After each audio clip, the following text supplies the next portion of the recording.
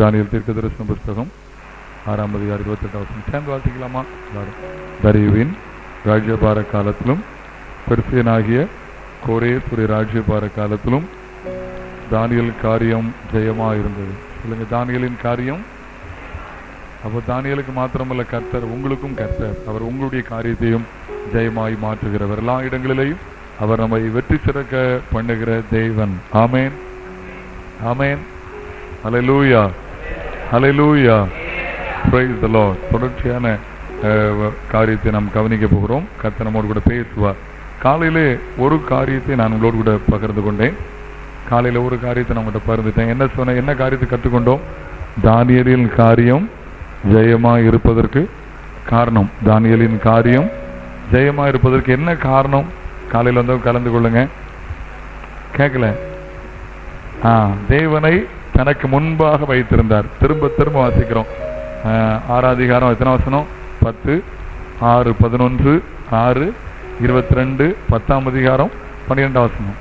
4 அந்த தீர்க்கதரிசன புஸ்தகத்திலே 4 இடத்துல சொல்லி இருக்கிறது.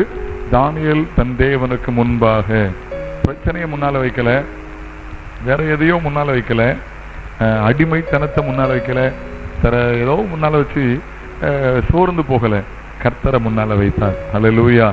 அதை குறித்து சில எடுத்துக்காட்டுகளை சொன்னேன். கர்த்தரை முன்னால வைத்த சில பரிசுத்தவான்களை ஞாபகப்படுத்தினேன். ஞாபகம் இருக்கிறதா? யாரெல்லாம் சொல்லுங்க? ஹல்லேலூயா. ஆபிரகாம், தாவீது, யோசபாத், இன்னும் நிறைய பேரை சொல்லலாம். நீங்க ஸ்தோத்திரம். 1 சாமுவேல் 2ஆம் அதிகாரம் 18ஆம் வசனத்தை வாசித்து பாருங்க. 1 சாமுவேல் 2ஆம் அதிகாரம் 18ஆம் வசனம்.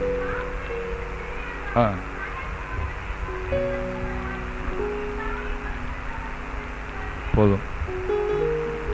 சாமுவேல் என்னும் பிள்ளையாண்டான். திரும்ப சணல் நூல் ஏபோ தரித்தவனாய் பாருங்க, கர்த்தருக்கு முன்பாக பணிவிடை செய்தார். யாருக்கு முன்னால? வாய்த்தனத்தில் யாருக்கு முன்னால? கர்த்தருக்கு முன்னால பணிவிடை செய்தார். சின்ன வயசுதான். சின்ன வயசுல சேர்ச்சில் கொண்டு விட்டது உண்மைதான். ஆனா கர்த்தருக்கு முன்பாக பணிவிடை செய்து கொண்டிருந்தார். சமஸ்த இஸ்ரவேல்ல முதலாவது ஒரு பெரிய தீர்க்கதரிசியா சாமுவேலை கர்த்தர் மாற்றினார். ஆமென். முதல் ராஜாவை அபிஷேகம் பண்ணுகிற ஒரு நல்ல ஸ்தானத்துல கர்த்தர் மாற்றினார்.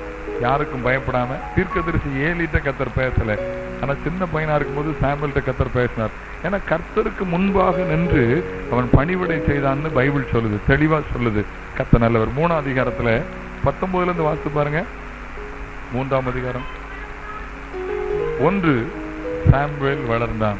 2 கர்த்தர் கூட இருந்தார்.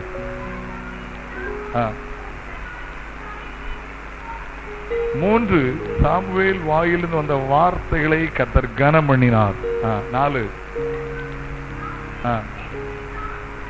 ஊர்ல உள்ள எல்லாருக்கும் தெரிஞ்சு போச்சு, இவன் கள்ள தீர்க்கதரிசி கிடையாது, இவன் தேவனுடைய தீர்க்கதரிசி தான், உண்மையான தீர்க்கதரிசி தான் என்று தெரிந்து விட்டது. 5 தோத்திரம். நல்ல தரிசனம், கர்த்தர் தரிசனம் கொடுத்தார். சாமுவேலுக்கு தரிசனம் கொடுத்தார். 6 கர்த்தர் தம்மை சாமுவேலுக்கு வெளிப்படுத்தினார். இந்த காரியமெல்லாம் நடப்பதற்கு ஒரு காரணம் என்ன தெரியுமா? சாமுவேல் கர்த்தருக்கு முன்பாக பணிவிடை செய்து கொண்டிருந்தான். தலையில சொல்லுங்க பார்க்கலாம். ஏலிக்கு முன்னால கொண்டு போய் விடல. ஏலி பெரிய தேவ மனிதன் தான். அங்க இருக்கிற பெரிய மூத்த போதகர் தான், மூத்த தீர்க்கதரிசி தான்.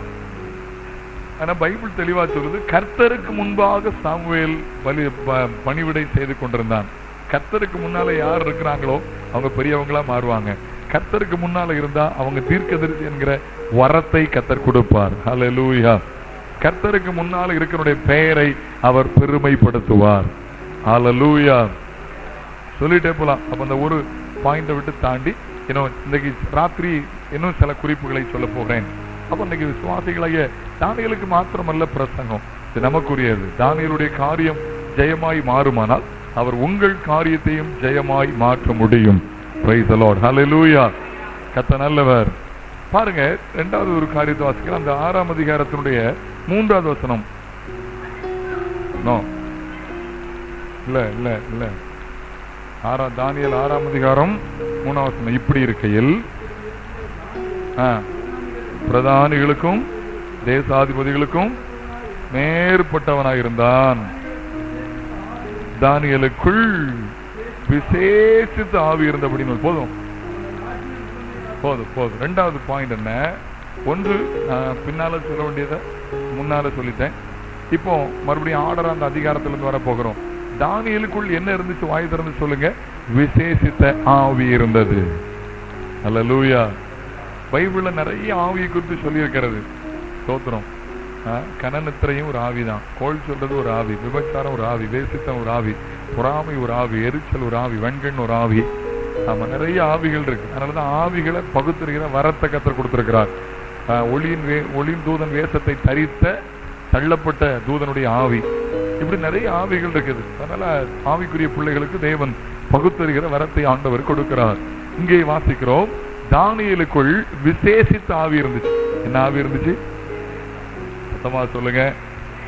என்ன ஆவி? விசேஷித்த ஆவி. அதை குறித்து பைபிள் புதிய ஏற்பாட்டில் வாசிக்கிறோம். அவர் தான் பரிசுத்த ஆவியானவர். பரிசுத்த ஆவின்னு சொல்றதை விட ஆவியானவர் பாருங்க. அவர் ஆழ்த்தத்துவம் உடைய பர்சனாலிட்டி இருக்குது. நான் இருக்கிறேன் அப்படின்னா எனக்கு பர்சனாலிட்டி இருக்கு. என்ன பர்சனாலிட்டி? நான் பேசுறேன், நான் வேலை செய்கிறேன், சத்தியத்தை உணர்த்துறேன், குடும்பம் நடத்துறேன், சில காரியங்களை வாகனம் ஓட்டுறேன், சில ஒரு நிர்வாகம் பண்றோம். பர்சனாலிட்டி இருக்கிறது போல ஆவியானவருக்கு பர்சனாலிட்டி உண்டு. பரிசுத்த ஆவியானவர். ஆவின்னு சொல்லுகிறது அல்ல, அவர் திருத்துவத்தில் அவர் ஆவியானவர். ஞானத்தை கொடுக்கிற ஆவியானவர், உணர்வை கொடுக்கிற ஆவியானவர், அறிவை கொடுக்கிற ஆவியானவர், கண்டித்து உணர்த்துகிற ஆவியானவர், சத்தியத்தை பேசுகிற ஆவியானவர். அல்லேலூயா, ஸ்தோத்திரம். அப்ப தானியேலுக்குள்ள விசேஷ ஆவி இருந்துச்சு, ஒரு தேவனுடைய அபிஷேகம் இருந்துச்சு. ஆவியில நிரம்பி, அபிஷேகத்தில் ஆவியில நிரம்பி துதிக்கணும். நான் சின்ன பிள்ளைகளை பார்த்திருக்கிறேன், எனக்கு நல்ல ஞாபகம் இருக்குது.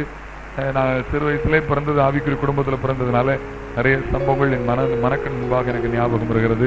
ஸோ அன்னைக்கு பெரிய அளவில் இந்த கீபோர்டுலாம் கிடையாது, கீபோர்டு கிடையாது, கார்க்கு கிடையாது, யமாஹா கிடையாது, கேசியோ கிடையாது, SPD 11 20 30 ஒன்றும் கிடையாது. ஒரு ட்ரம் உண்டு, ஒரு டேம்பரின் உண்டு, அவ்வளோதான் அன்னைக்கு உண்டு. அன்னைக்கு பாடி துதிப்பாங்க. ஜனங்களை ஆவியில் நிரம்பினா தட்டி நிறுத்த முடியாது. அந்த அனுபவங்களை இன்னைக்கு குறைஞ்சி வருகிறதுக்காக நான் வருத்தப்படுறேன். இன்னைக்கு அவங்கள எமோஷனல் ஆக்குறதுக்கு ஒன்றும் கிடையாது. இன்னைக்கு பார்த்தீங்கன்னா ஐயா சொன்னது போல இன்னைக்கு ஒரு மாதிரி போட்ட கூட்டங்களில் ஒரே அடி தான். பரிசுத்தாவியும் சேர்ந்து ஆடுது, பேயும் சேர்ந்து கிடந்து ஆடுது. எது ஆடுதுன்னு தெரிய மாட்டேங்குது. சண்டக்கு சக்கரன்னு ஒரே அடி, சண்டை மேலன்னா அடி. பாட்டு சத்தம் வெளியே கேட்காது, இவங்க சத்தம் தான் கேட்குது. இறைச்சலை என்னை விட்டு அகற்றுன்னு கர்த்தர் சொன்னார். ஒரே ஒப்பாரி தான் கேட்குது, ஒரே சத்தம். Emotional. Holy Spirit is not emotional spirit. பரிசுத்த ஆவியானவர் உணர்ச்சி வசப்படுத்துகிற ஆவியானவர் அல்ல, அவர் உணர்த்துகிற ஆவியானவர். அதனால போகிற இடத்துல நான் தெளிவா சொல்லிட்டு வரேன், ஆர்ப்பாட்டத்துல முடிவதல்ல ஆராதனை, அர்ப்பணிப்புல முடிவது ஆராதனை. எவ்வளவு கொழுப்பு இருக்கும், கர்ச்சிப்பை சுத்துறது, விசில் அடிக்கிறது. வர வர திமிரு அதிகப்பட்டு போச்சு. பைபிள் சரியா தெரியாது, வேதம் சரியா தெரியாது. ஸ்தோத்திரம்.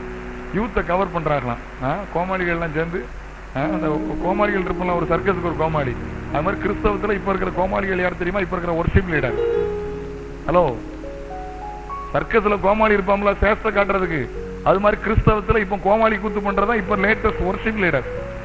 மேடையில நின்று என்ன சேஷ்ட காட்டுறதோ அவ்வளவு சேஷ்டையும் காட்டுறது. கேட்டா யூத்தை கவர் பண்றாங்களா? ஆராதனைக்குரியவர், ஆராதனைக்கு யோக்கியன், ஆராதனைக்கு தகுதி உள்ளவர் கர்த்தர் மாத்திரம். யாரையோ பிரியப்படுத்தணும்னு ஒண்ணு செய்ய வேண்டிய அவசியம் கிடையாது. ஸ்தோத்திரம்.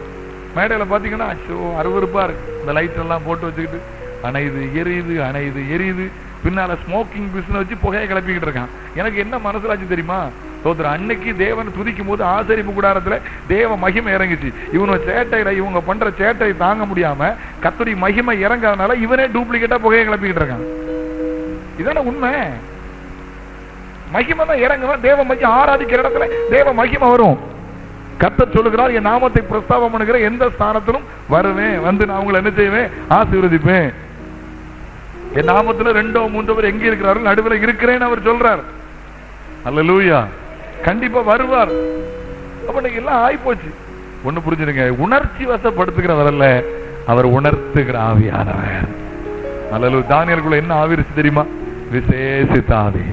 நல்ல அந்நிய பாஷையில பேசணும். தனியா உட்கார்ந்து பல மணி நேரங்கள் ஆவியில நிரம்பி அந்நிய பாஷையில பேசணும், அபிஷேகத்தை பெற்றுக்கொள்ளணும். நான் 12 வயசுல அபிஷேகம் பெற்றேன்.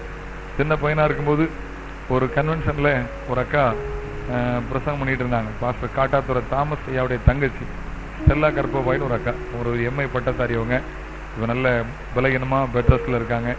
அப்போ அவங்க ஒரு காலத்துல கன்வென்ஷன் ஸ்பீக்கர். நான் சின்ன பையனா இருக்கும்போது, கிட்டத்தட்ட நான் சொல்றது 30 வருஷத்துக்கு முந்தி, 30 years பேக். அப்போ ஒரு கன்வென்ஷன்ல எங்களுடைய உறவினர் ஒரு பாட்டி எங்க ஊழியத்தில் இருந்தாங்க. அதனால நாங்கள் போயிருந்தோம். பகல் கூட்டம் முடிச்சு சின்ன பிள்ளைகள் 30-40 பேர் விளையாடிக்கிட்டு இருந்தோம். அவங்களால தூங்க முடியல, அவங்களுக்கு தொந்தரவா இருந்துச்சு. அவங்க உடனே என்ன பண்ணாங்க தெரியுமா, இங்க எல்லாரையும் கூப்பிட்டாங்க. எல்லாரையும் கூப்பிட்டு உட்கார வச்சு சொல்லி கொடுத்தாங்க. பாவம்னா என்ன, பென்சில்களை வேண்டா பாவம், குச்சிகளை வேண்டா பாவம், பொய் சொன்னா பாவம், தேவனுக்கு பிரியமில்லாத காரியம் பாவம். பாவத்தை சொல்லி அழ வச்சாங்க. அழ வச்சபோது நான் ஏங்கி அழுதேன். செய்த பாவத்தில் அறிக்கையிட்ட போது முதல்ல அந்த கூட்டத்தில் என்னத்தான் அபிஷேகம் பண்ணார். என் 12வது வயசுல 6ஆம் கிளாஸ் படிச்சுட்டு இருக்கும்போது அந்நிய பாஷை அடையாளத்தோடு கர்த்தரை அபிஷேகித்தார். அல்லேலூயா, ஸ்தோத்திரம். ஆவியில நிரம்பி கர்த்தரை துதிக்கணும், அந்நிய பாஷையில பேசணும். சரியா, நல்ல ஆவியில நிரம்பி கர்த்தரை துதிக்கணும். அந்த காலத்துல எல்லாம் தட்டி நிறுத்த முடியாது. நான் பார்த்திருக்கிறேன், ஆவியில நிரம்பி அந்நிய பாஷை பேசுறவங்களை தட்டி நிறுத்த மாட்டாங்க, கொட்டை எடுத்து அடிப்பாங்க. பார்த்திருக்கீங்களா? நிறுத்துறதுக்காக கொட்டை தூக்கி வச்சுட்டு அடிப்பாங்க. ஐயாட்ட கேட்டா தெரிந்த அனுபவங்கள் இருக்கும். இன்னைக்கு அப்படி இல்லை. இன்னைக்கு ஆவியில நிரம்பி ஜெபிக்கிறாள நிறுத்தணும்னா ஒண்ணு செய்தா போதும், கீபோர்டு ஆஃப் பண்ணா போதும், எல்லாம் முடிஞ்சு போகும். உண்மையா பேசுறாங்க. ஹலோ, கம்போசர் ஆஃப் பண்ணிட்டா போதும், எல்லாம் தானா இறங்கிடும். அந்த காலத்துல பாத்தீங்கன்னா கிராமங்கள்ல பயணி காய்ப்பாங்க. பயணி தானே மரணத்துல அக்காணி பதநீரை காய்ப்பாங்க. பதநீரை காய்க்கும் போது பாத்தீங்கன்னா பொங்கி வரும். அப்படியே பொங்கி வழியில மாதிரி வரும். ஆமணக்கு முத்தை இடிச்சு வச்சிருப்பாங்க. கொஞ்சம் போட்டா போதும் பொஸ்குன்னு உள்ள வேறும். அது மாதிரி இன்னைக்கு உள்ள ஆவிகள் வித்தியாசமான ஆவிகளா இருக்குது.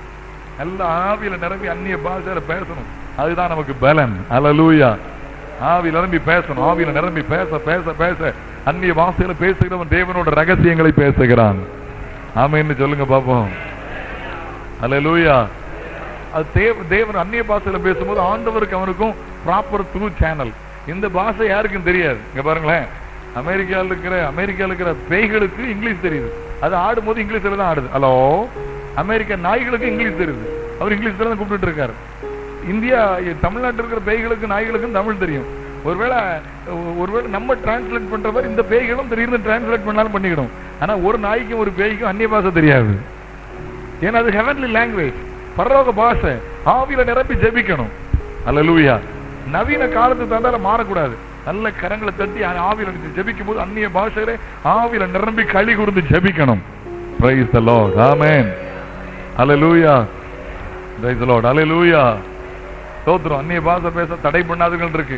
ஒரு வரம், அந்த வரத்தை பெற்றுக்கொள்ள வேண்டும். ஆவியில நிரம்பி களி கூறணும். கர்த்தர் நல்லவர். ஒரு சம்பவம் எனக்கு ஞாபகம் வருகிறது. ஒரு தேவ மனிதர் அவர் நானும் ஒரு கூட்டத்துல கர்த்தருடைய ஒரு முகாம்ல, ஒரு ஜெப முகாம்ல ஆண்டுடைய வார்த்தையை பேசணும். அப்போ சொன்ன ஒரு சம்பவம் ஞாபகம் இருக்குது. அவர் மதுரையில் ஊழியம் செய்கிறார். நல்ல அறிமுகமான ஒரு தேவ போதகர், ஒரு சுவிசேஷகர். ஒரு மனைவி அரசாங்கத்தில் வேலை செய்யறாங்க. அப்போ ஒரு விடுமுறை நாளன்று அவர் திருநெல்வேலி பட்டணத்துக்கு ஒரு கூட்டத்துக்காக வரும்போது தன்னுடைய மனைவி சொன்னாங்களா, நானும் கூட்டத்துக்கு வரேன் அப்படின்னு. அவர் 2 பேரும் திருநெல்வேலி பஸ்ல ஏறி உட்கார்ந்துருக்காங்களாம். அப்போ அவர் சொன்னாரா, அங்க பாரு, எனக்கு ஒரு லீடிங் இருக்குது, நான் ஆவியில நிரம்பி அந்நிய பாஷையில பேச போறேன், இப்ப என்ன நடக்குதுன்னு பாரு. ஆவியில நிரம்பி அந்நிய பாஷை பேச போறேன், என்ன நடக்குதுன்னு பாரு சொல்லி இவங்க ஃப்ரண்ட்ல ஒரு மிடில் ஒரு சீட்ல உட்காந்துருக்காங்க. பஸ் கிளம்புது, ஃபுல்லாயிடுச்சு. வேகமா பஸ் திருநெல்வேலிக்கு நேர போகுது. ஜனங்கள் திரளா இருக்கிறாங்க. ஆவியில நிரம்பி இவர் அந்நிய பாஷை பேசுறா உடனே காட்டு கூப்பாடு போடுறது இல்லை, மனசுக்குள்ளே ஜெபம் பண்ணி ஆவியில நிரம்பி பஸ் புறப்பட்டு கொஞ்சத்தோட தான் வந்திருக்குது. பசுமலை தாண்டி திருமங்கலத்துக்கு கூட வரலையா. திடீர்னு பாத்தீங்கன்னா ஒரு பொம்பளை பிசாசு ஆடி எழும்பி நின்று சொன்னாலும், ஏய் பஸ்ஸை நிறுத்துறியா, நான் வெளியே குதிக்கட்டுமான் இருக்கு. அவன் தன் புருஷனோட வந்திருக்கிறான், 2 பிள்ளைகள் இருக்கு, பெரிய பிரச்சனையாகி போச்சான். இவர் சொன்னாரா, பாரு ஆரம்பிச்சுட்டு பாரு, அந்நிய பாச பஸ் வச்சுனா ஏங்க நிறுத்துங்க, எல்லாரும் நம்மளை போட்டு வாங்கிடக்கூடாது, என்ன பாரு என்ன நடக்குது பாரு, நீ அமைதியா உட்காந்துக்க. இவர் அப்படி தூங்குற மாதிரி கண்ணை மூடிட்டு அணிவில் நினைச்சு அந்நிய பாச பேசிட்டு இருக்காரு. பஸ்ஸை நிறுத்தியாச்சு. அமர்க்களம் தாங்க முடியாது, பஸ் தலையை விரிச்சு போட்டு ஆடுதான் அப்படின்னு. எல்லாம் ஆடிக்கிட்டு இருக்கும்போது எல்லாரும் எழுப்பி வேடிக்கை பார்க்காங்க. நம்ம ஆள் மட்டும் வேடிக்கை பார்க்கல. ஏன்னா அவர் தானே காரணம். எப்படி வேடிக்கை பார்ப்பாரு. அல்லேலூயா. திடீர்னு அந்த ஆடிட்டு இருந்த பொம்பளை சொன்னாரு, அண்ணா வெள்ளச்சட்டை போட்டு உட்கார்ந்துருக்கான் பாரு, எனக்கு இருக்கவே விட மாட்டேங்கான். நம்ம சொல்லிட்டாங்க, நிறுத்துங்க, முதுகுல வச்சிருவாய்ப்போம். இல்ல பாரு, பொறுத்து இருந்து பாரு, இவரு அப்படியே ஆவி எழும்புனாரா. ஒரு ஆள் வேகமா வந்தாரு கிட்ட, ஐயா என்னையா நீங்க ஊழியக்காரங்களா ஐயா? ஆமா, வந்து ஜெபம் பண்ணுங்க ஐயா. அல்லேலூயா. ஜனங்கள் எல்லாம் பஸ் நிறைய எழுப்பி பார்க்காம, படிச்சவன் படிக்காதவன், இந்து முஸ்லீம் எல்லாரும் எழுப்பி பார்க்க. இவர் கிட்ட போனோன்னு அந்த அலர்ச்சி, ஐயோ வாரானே, ஐயோ வாரம் இருக்க முடியும். இவர் கிட்ட போய் ஆவியில நிரம்பி சொன்னார், அந்நிய பாஷையில பேசிட்டு சொன்னாராம், சபிக்கப்பட்ட பொல்லாத ஆவி இப்பொழுது இந்த மகளை விட்டு வெளியே போ, இயேசுவின் நாமத்தில் கட்டளையிடுகிறேன். பொத்துன்னு கீழே விழுந்துச்சு, ஆவி வெளியே போயிட்டு போனேன். ஐயோ நான் எங்க இருக்கிறேன் அப்படின்னு சொல்லி சாரி எல்லாம் ஒழுங்கு பண்ணிச்சு. பிசாசு போயிட்டு பாருங்க, அந்த இடத்துல தேவனுடைய மகிமையை வெளிப்படுத்துகிறார். ஆமென் சொல்லுங்க பார்க்கலாம். அல்லேலூயா. ஆவியில நிரம்பி ஜெபிக்கும் போது தேவனுடைய கிரியைகள் உண்டாகும். ஆவியில நிரம்பி அந்நிய பாஷையில பேசணும்.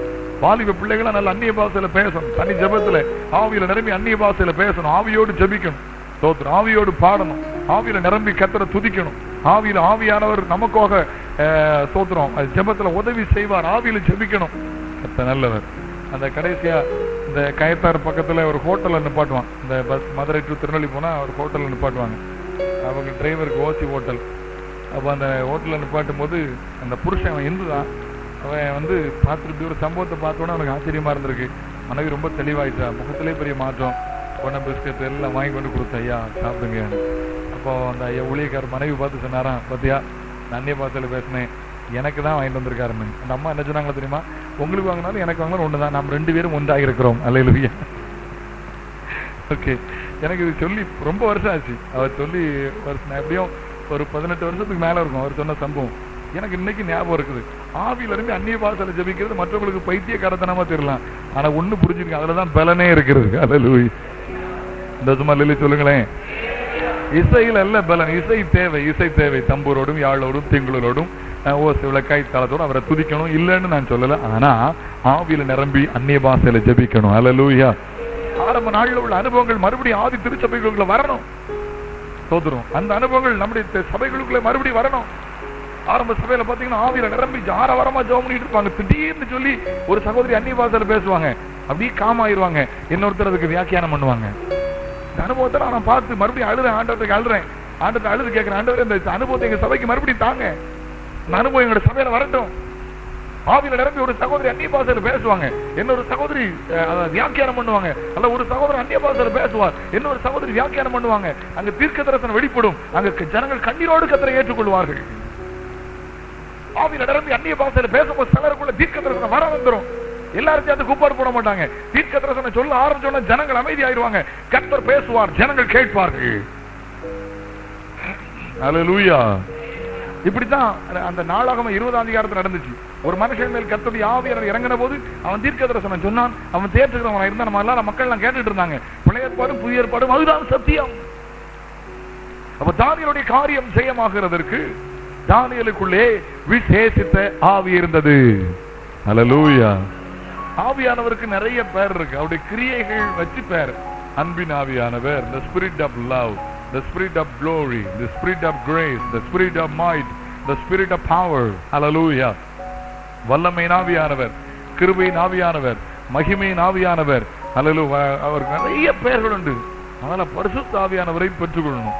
பரிசுத்த ஆவி பெற்றவங்க ஆவியில அனலா இருக்கணும். ஆவியில எப்படி இருக்கணும் சொல்லுங்க, சத்தமா சொல்லுங்க. ஆவியில எப்படி இருக்கணும், சத்தமா சொல்லுங்க. ஆவியில எப்படி இருக்கணும் பாருங்க. சில நேரத்துல அடுப்புல தீ இருக்கும், நெருப்பு கத கத கத தான் இருக்கும். ஒரு எறும்பு கூட பக்கத்துல வராது. அப்படித்தானே? அடுப்புல விறகு போட்டு சமைக்கிற இடத்துல எல்லாரும் பாத்தீங்கன்னா அடுப்புக்குள்ள பூனை தூங்கிட்டு இருக்கும். எப்போ பேச மாட்டீங்க, எங்க பார்த்ததே இல்லையா? எப்போ தூங்கிட்டு இருக்கோம்? அணைஞ்ச பிறகு இல்ல, தீலாம் அணைஞ்ச பிற்பாடு இதமான சூடு இருக்கும் தெரியுமா? கொஞ்சம் இதமான சூடு இருக்கும்போது அதுக்கு ரொம்ப சுகமா இருக்கும். அது எதமான சூடு என்ன தெரியுமா? அதான் அனல் மின்றி குளிர் மின்றி வெதுவெதுப்பான ஜீவியம். வெதுவெதுப்பான ஜீவியம் இருந்தா சாத்தான் உள்ள போட்டு நீட்டா படுத்து தூங்குவான். அவனுக்கு ரொம்ப இதமா இருக்கும். இவ ஜெபம் பண்ண மாட்டா, கூட்டத்துக்கு வந்தா மட்டும் தான் கை தட்டுவா, கூட்டத்துக்கு வந்தா மட்டும் தான் பாட்டு பாடுவா. ஹலோ, சபைக்கு வந்தா தான் மற்றபடி வீட்டுல ஒண்ணுமே செய்ய மாட்டா. அதனால இவன் நமக்கு ஏத்த ஆளு. அனல் மின்றி குளிர் மிண்டினா பூனை படுத்த மாதிரி பிசாசு நல்லா படுத்து தூங்குவான். ஆவியில் அனலா இருக்கணும், சத்துரு கிட்ட வரக்கூடாது. ஆமென் சொல்லுங்க பார்க்கலாம். நம்மளை கண்டா நடுங்கணும். அல்லேலூயா. நம்ம கண்டா பிசாசு நடுங்கணும். ஆமென். ஆவியில் அனலா இருக்கணும். சரி, அந்த அனுபவத்தை நீங்க வாஞ்சிக்கணும். ஆவியில நிரம்பி அந்த அனுபவத்தை வாஞ்சிக்கணும். Price the Lord. கர்த்தர் நல்லவர். கையவிர் தொடரிலே சொல்லுமே ஸ்தோத்திரம். ஏன் பரிசுத்த ஆவி பெற்றுக்கொள்ளணும் அப்படின்னு நீங்க, அது ஒரு பெரிய சத்தியம். ஏன் பெற்றுக்கிடணும் அப்படின்னா அது ஒரு சத்தியம். ஸ்தோத்திரம். ஏன் பெற்றுக்கிடணும்? பரலோக ராஜ்யம் போகிறதுக்கு பரிசுத்த ஆவி பெறணும். பாவத்தை நீதி நியாயத்தை குறிப்பை குறித்து கண்டித்து ஆவியானவர் உணர்த்துவார். ஆகினால பரிசுத்த ஆவி பெறணும்.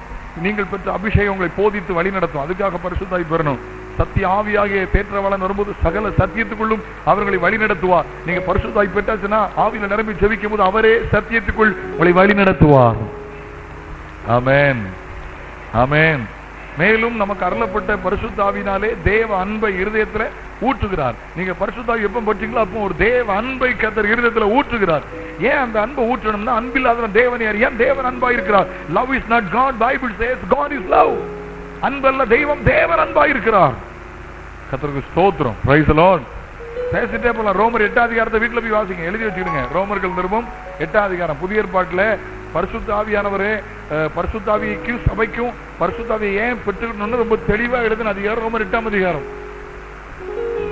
வீட்டுல போய் வாசிங்க சகோதரி. நிறைய விஷயங்கள் இருக்கு, நிறைய விஷயங்கள் இருக்கு. அந்த அதிகாரத்துல நிறைய பகுதி இருக்கு. அல்லேலூயா.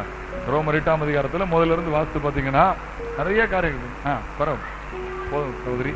அந்த காரியத்தை நீங்க குறித்து வச்சுட்டு வீட்டுல போய் வாசிங்க. ஆனபடினால் கிறிஸ்தேசுக்குள்ளாக இருந்து மாமசத்தின்படி ஆவியின்படி நடக்கிறவர்களுக்கு ஆக்கின தீர்ப்பு இல்லைன்னு ஆரம்பிக்குது. பரிசுத்த ஆவி பெற்றா ஆக்கின தீர்ப்பு இல்லை அப்படின்னு ஆரம்பிக்குது. சிலர் வந்து இன்னும் உங்க பாருங்க, சிலர் இன்னும் பரிசுத்த ஆவி பெறல. கவனிங்க, ரொம்ப வருஷமா சபைக்கு வராங்க, நல்ல பரிசுத்தவான்கள், நல்ல காணிக்கை கொடுக்குறாங்க, தசமா கொடுக்குறாங்க, உபதேசம் ரொம்ப பிடிக்கும். ஆனா இன்னும் அந்நிய பாஷை கிடைக்கல. ஆண்டவர் பட்சபாதம் உள்ளவரா? ஆண்டவர் பட்சபாதம் உள்ளவரா? ஆண்டவர் சொன்னார், மாமிசமான யாவரும் இந்த ஆவியை ஊற்றுவேன். சொன்ன தீர்க்க தரிசனம் அப்படி நடந்துச்சு. நான் போகிற இடங்கள்ல சின்ன கூட்டமோ பெரிய கூட்டமோ அபிஷேகத்துக்காக கூட்டம் நடத்தும் போது ஜனங்கள் 100 அபிஷேகம் பெறதை நான் பாக்குறேன். போன மாசத்துல பாத்தீங்கன்னா மே மாசத்துல நான் சென்னையில ஒரு வாலிபர் முகாம்ல இருந்தேன். ஒரு குறிப்பிட்ட ஸ்தாபனத்துல நடத்தினாங்க. 400 வாலிபர்கள் இருந்தாங்க. அங்க போய் பார்த்து ஆவியில இருந்து ஜெபித்த போது, பரிசுத்த ஆவியை நடத்துற போது 30-40 பிள்ளைகள் வாலிபர் தம்பிமார் அந்நிய பாஷை பேசினாங்க. அதே வாரத்துல ராமநாதபுரத்துல பெரிய வாலிபர் முகாமில் பேசினேன். ஒரு 400-500 வாலிபர்கள் இருந்தாங்க. ஒரு மண்டபத்தை எடுத்து நடத்தினாங்க. ஒரு நாள் கூட்டம் தான். நடத்த ஆரம்பித்த போது ஒரே நேரத்தில் 75-80 பேர் அபிஷேகத்தை பற்றி அந்நிய பாஷையில பேசுறாங்க. தேவனுடைய கிரியை இன்னைக்கு இருக்குது. ஸ்தோத்திரம். அல்லேலூயா, அல்லேலூயா. தேவனுடைய கிரியை இருக்குது. சொல்லி கொடுத்த ஜனங்களுக்கு எது அபிஷேக கூட்டம் தனியா நடத்துவேன். தனியா அவங்களுக்கு ஒரு மணி நேரம் போதிச்சு எது பாவம், எது நீதி, எது நியாய தீர்ப்பு, யாருக்கு அபிஷேகம் கொடுப்பார், அபிஷேகம் என்ன அப்படி தெளிவா கட்டு கொடுத்த போது வாலிப பிள்ளைகள் ஏங்கி ஏங்கி அழுதாங்க. அவங்களுக்குள்ள பரிசுத்தம் உண்டான போது இப்போ ஜெபம் பண்ணு, மியூசிக்லாம் ஆஃப் பண்ணிடுவேன். கம்ப்ளீட்டா கீபோர்டு கம்போசர் எல்லாத்தையும் ஆஃப் பண்ணி வச்சுக்கிட்டு தான் நான் அபிஷேக கூட்டமே நடத்துவேன். அல்லேலூயா. ஏன்னா கொட்டடிச்சு ஆவி வரப்படாது. புட்டை வைக்கும் போது வந்தா புட்டு ஆவி, இட்லியை வைக்கும் போது வந்தா இட்லி ஆவி. அப்ப கொட்டை அடிச்சு வந்தா என்ன ஆவி என்ன சொல்ல மாட்டேங்க. அங்க வரும்ல மத்த இடத்துல அடிக்க அடி தாங்க முடியாம ஆயிமா, அந்த ஆவிலாம் இங்க வரப்படாது. அதனால எல்லாத்தையும் ஆஃப் பண்ணி வச்சுக்கிட்டு கிட்டாரு கீபோர்டு கம்போசர் எல்லாத்தையும் ஆஃப் பண்ணிட்டீங்களா தம்பி அப்படின்னு கேட்டுட்டு தான் கூட்டத்தை ஆரம்பிப்பேன். எமோஷனல் ஜாடி துள்ளி குதிச்சு மறைஞ்சிடக்கூடாது. ஆவியில நிரம்பி ஜெபிக்கணும். ஆமென். பிள்ளைகள் அபிஷேகம் பெற்றாங்க. கொஞ்ச நேரத்துல பாத்தீங்கன்னா அமர்க்களம், தேவ மகிமை வெளிப்பட்டது. பயங்கர சந்தோஷம். 3 மணிக்கு முடிக்கணும்னா முடிக்க விட மாட்டேங்க. நடக்குது. தேவ மகிமை இறங்கி ஜனங்கள் அபிஷேகம் பெறாங்க. கர்த்தர் இன்னைக்கு செய்யலாம். ஆனா இன்னும் சிலர் அபிஷேகம் பெறாம 1-2 ஆட்கள் இருக்கத்தான் செய்யறாங்க. நல்ல மனுஷர்கள், பக்கா ஜென்டில்மேன், நல்ல நல்ல மனிதர்கள் இன்னும் அபிஷேகம் பெறல, இன்னும் அந்நிய பாஷை பேசல. கவனிங்க கவனிங்க கவனிங்க. ஏன்னா அவங்களுக்குள்ள ஏதோ ஒரு காரியம். எனக்கு ஒரு சம்பவம் ஞாபகம் வருது. ரொம்ப வருஷத்துக்கு முந்தி ஒரு கூட்டம் நடந்துச்சு. அந்த கூட்டத்தில் ஒரு பெரிய தேவ மனிதர் கலந்துக்கிட்டா. பெரிய பொதுக்கூட்டம். பகல்ல மண்டபத்தில் கூட்டம் வச்சிருந்தாங்க. பகல் கூட்டத்துக்கு போயிருந்தப்போ அபிஷேக கூட்டம் நடத்தினாங்க. அபிஷேக கூட்டம் நடத்தும் போது ஏன் அபிஷேகம் பெற முடியல அப்படின்னு ஒரு காரியத்தை சொன்னார். டெல்லியில ஒரு அதிகாரி இருந்தாராம். ஏர்போர்ஸ்ல ஒரு பெரிய அதிகாரி இருந்தாராம். பெரிய கேபினட் மினிஸ்டர்ஸ் பேசுற அளவுக்கு பெரிய அதிகாரி, பெரிய அதிகாரி. அப்ப அவர் அவருக்குள்ள நல்ல சபைக்கு போகிறார். 1000 விசுவாசிகளுக்கு மேல இருக்கிற ஒரு நல்ல சபைக்கு போகிறார். ஆனா அவர் அபிஷேகம் பெறல. எப்போ அவர் வந்தாலும் அவருக்கு இசட் பிரிவு பாதுகாப்பு ஆட்கள் இருப்பாங்க. பெரிய அதிகாரி, பிரதமர், மினிஸ்டர், ஜனாதிபதி சாதாரணமா பேசுற அவர் ஒரு பெரிய அதிகாரி. ஆனா இவர் ஏன் அபிஷேகம் பெறலன்னா, ஆண்டவர்கிட்ட ஜெபம் பண்ணுவாராம், ஆண்டவரே எனக்கு டீசெண்டா அபிஷேகம் தரும். எப்படி எப்படி எப்படி என்ன என்ன ரொம்ப டீசெண்டா பதில் சொல்றீங்க? இயேசுவின் நாமத்தில் உங்கள் வாய்கள் திறக்கப்படுவதாக ரைட் நவ. ஆத்துமக்களே பதில் சொல்லுங்க. எப்படி அபிஷேகம் வேணுமா? சத்தமா சொல்லுங்களேன். எனக்கு இந்த கை தட்டி கரா பரா திரா பரான்னா பிடிக்காது ஆண்டவரே. எனக்கு ரொம்ப டீசெண்டா தாருமாண்டவரே, நான் ரொம்ப பெரிய ஆள் ஆண்டவரே. அங்கே ஒரு கேரளாவை சார்ந்த ஒரு விசுவாசி, அவரும் ஒரு பெரிய டாக்டர், அந்த டிபார்ட்மெண்ட்ல பெரிய டாக்டர். அவர் வேற சபைக்கு போறாரு. அவர் இவரும் டியர் ஃப்ரெண்ட்ஸ். ஒரு நாள் சனிக்கிழமை அவர்கிட்ட சொன்னாராம், ஐயா நீங்க பெரிய அதிகாரியா இருக்கலாம், இந்தியா லெவல்ல பெரிய ஆளா இருக்கலாம், ஆனா ஒண்ணு கர்த்தருடைய வருகை சமீபம். நீங்க பரிசுத்தாய் பெறலனா ஜலத்தினாலும் ஆவினாலும் புறாவிட்டால் தேவனுடைய ராஜ்யத்தில் என்ன செய்ய முடியாது, பிரவேசிக்க முடியாது. பிரஸ்டீஜ் எல்லாம் விட்டுருங்க, பிரஸ்டீஜ் இஷ்யூ விட்டுட்டு கண்ணீரோடு அழுங்க, அழுது அபிஷேகத்தை பெறுங்க. இல்லைன்னா நரகம் தான். உங்க ஓட்டம் வீணா போயிடக்கூடாது, பிரயாசம் வீணா போயிடக்கூடாது. சனிக்கிழமை ஒரு விதையை போட்டு போயிட்டார். இவருக்கு அதுல இருந்து ஒரே குழப்பம். இவருக்கு எப்படி அபிஷேகம் வேணுமா? ஒருக்கா சத்தமா சொல்லுங்க பாக்கலாம். சத்தமா சொல்லுங்களேன். ஆமா ஆமா ஆமா, ரொம்ப டீசெண்டா அபிஷேகம் வேணுமா இவருக்கு? ஏன்னா பெரிய அதிகாரி பத்தியலா. சனிக்கிழமை காத்திருப்பு கூட்டத்துக்கு போனாரு. சனிக்கிழமை காத்திருப்பு கூட்டத்துக்கு போனாரு. அழுதுருக்காரு. போய் அழுது, ஆண்டவரே என்னை மன்னிச்சிருங்க, எனக்கு அபிஷேகத்தை தாங்க. டீசெண்டா அபிஷேகம் வேணும்னு சொன்னார் பத்தியா. கர்த்தர் அப்படி மேல வல்லமையா இறங்கி இவரை உருட்டி தள்ளினார். இங்க இருந்து அங்க வர வெளியே இருந்து அவருக்கு பாதுகாப்பு அதிகாரி எல்லாம் பார்த்துட்டு இருக்கான். என்னாச்சு நம்மளால உருண்டுட்டு இருக்கான். எப்படி அபிஷேகம் வேணுமா சத்தமா சொல்லுங்க. அதான் இன்னும் கிடைக்கல. புரியுதுல உங்களுக்கு? ஒன்னு ரெண்டு பேரும் இங்கேயும் உண்டு நினைக்கிறேன். ஆவியில உணர்றேன். விட்டு கொடுக்கறது இல்ல, ரொம்ப டீசெண்டா உட்காந்துட்டு போறது. ஆவியில நிரம்பி குழந்தை மாதிரி ஜெபிக்கிறது இல்ல. அபிஷேகத்தை பெற்றுக் கொடுங்க. இன்னைக்கு கர்த்தர் உங்களுக்கு தருவார். Praise the Lord. Hallelujah. Hallelujah. Hallelujah. இங்க பாருங்க, அபிஷேகம் பெற்றா இன்னைக்கு கீழே விழுவாங்க, உருவாங்க, தப்பு இல்ல. ஆனா தினந்தோறும் விழுந்துகிட்டு இருக்கிறது தப்பு. ஹலோ, இப்ப எல்லாம் ஊழியம்லாம் அப்படி தெரியுமா? இவர் ஒண்ணு டாச் அப்படி மாதிரி ஒண்ணு எல்லாம் கீழே விழுவாங்க. ஏசுநாதர் கீழே விழுந்தவன தூக்குனாரு. இப்ப எல்லாம் தள்ளி போடுறதான் ஊழியம். எனக்கு ஒண்ணும் புரிய மாட்டேங்கப்பா. ஏசுநாதர் கீழே விழுந்தவன எழுந்துருன்னாரு. சிறுபண்ணே எழுந்துரு, வாலிபனே எழுந்துரு. அந்த திமிர்வாதக்காரனை தூக்கி விட்டார். 38 வருஷம் இருந்தவனை தூக்கி விட்டார். அப்ப ஏசுநாதர் ஊழியம்னா அவர் கையை டாச் அப்படின்னு விழ வைப்பது அல்ல. அவர் ஊழியம் தூக்கி விடுறதா ஊழியம். ஆனா இந்த கேசுகள்லாம் தள்ளி போடுறாங்க. எனக்கு ஒண்ணு தெரிய மாட்டேங்குது. அதனால அபிஷேகம் பெற்ற புதுசுல கீழே விழுறது ஒண்ணும் தப்பு கிடையாது. ஹலோ, அபிஷேகம் பெற்ற புதுசுல சில துள்ளுவாங்க, குதிப்பாங்க. அது அன்னைக்கு. தினந்தோறும் துள்ளி குதிச்சிருந்தா குழப்பம். உங்களுக்கு புரியுற மாதிரி பேசுறேன். ஏமா, ஒரு தகப்பனுக்கு 2 பிள்ளைகள், பொம்பளை பிள்ளைகள். மூத்த பிள்ளைக்கு 10 வயசாச்சு. மன்னிக்கவும், இளைய பிள்ளைக்கு 10 வயசாச்சு. மூத்த பிள்ளைக்கு 15 வயசாச்சு. அப்பா வெளிநாட்டுக்கு போறாரு. வெளிநாட்டு போயிட்டு 3 வருஷம் கழிச்சு வர்றாரு. 3 வருஷம் கழிச்சு வந்தா மூத்த பிள்ளைக்கு எத்தனை வயசு ஆகும்? 13. அடுத்த பிள்ளைக்கு எத்தனை வயசு ஆகும்? 18 வயசு ஆகும். அவர் கார்ல இறங்கி அதுல வரும்போது சின்ன பிள்ளை என்ன செய்யும், மூத்த பிள்ளை என்ன செய்யும்? சின்ன பிள்ளை என்ன செய்யும் சொல்லுங்க? சின்ன பிள்ளை இல்ல, மெச்சூர்ட் ஆகாத பிள்ளை, சின்ன பிள்ளை. அதனால அந்த பிள்ளை ஓடி போய் துள்ளி துள்ளி துள்ளி துள்ளி அப்பா அப்பா அப்பா டாடி டாடின்னு ஓடி போய் தெருவுன்னு பார்க்காத தோல்ல போய் அவங்க அப்பா தோல்ல தொங்கும். ஓகே, தப்பு இல்ல. இப்ப இந்த 18 வயசு வாலிப பிள்ளை இது மாதிரி தெருவிலே டங்கு டங்கு டங்குன்னு ஓடி அப்பன் தோல்ல தொங்க. என்ன அர்த்தம்? மண்டைக்கு வழி இல்ல, கிறுக்குன்னு அர்த்தம். விளங்குகிறதா? எங்க விளங்கிச்சா விளங்கலையா? அப்ப அன்பு 2 பேருக்குள்ள இருக்கு. நல்லா கவனிக்கணும். அபிஷேகம் பெற்ற அன்னைக்கு ஆரம்ப ஸ்டேஜ்ல விழலாம்.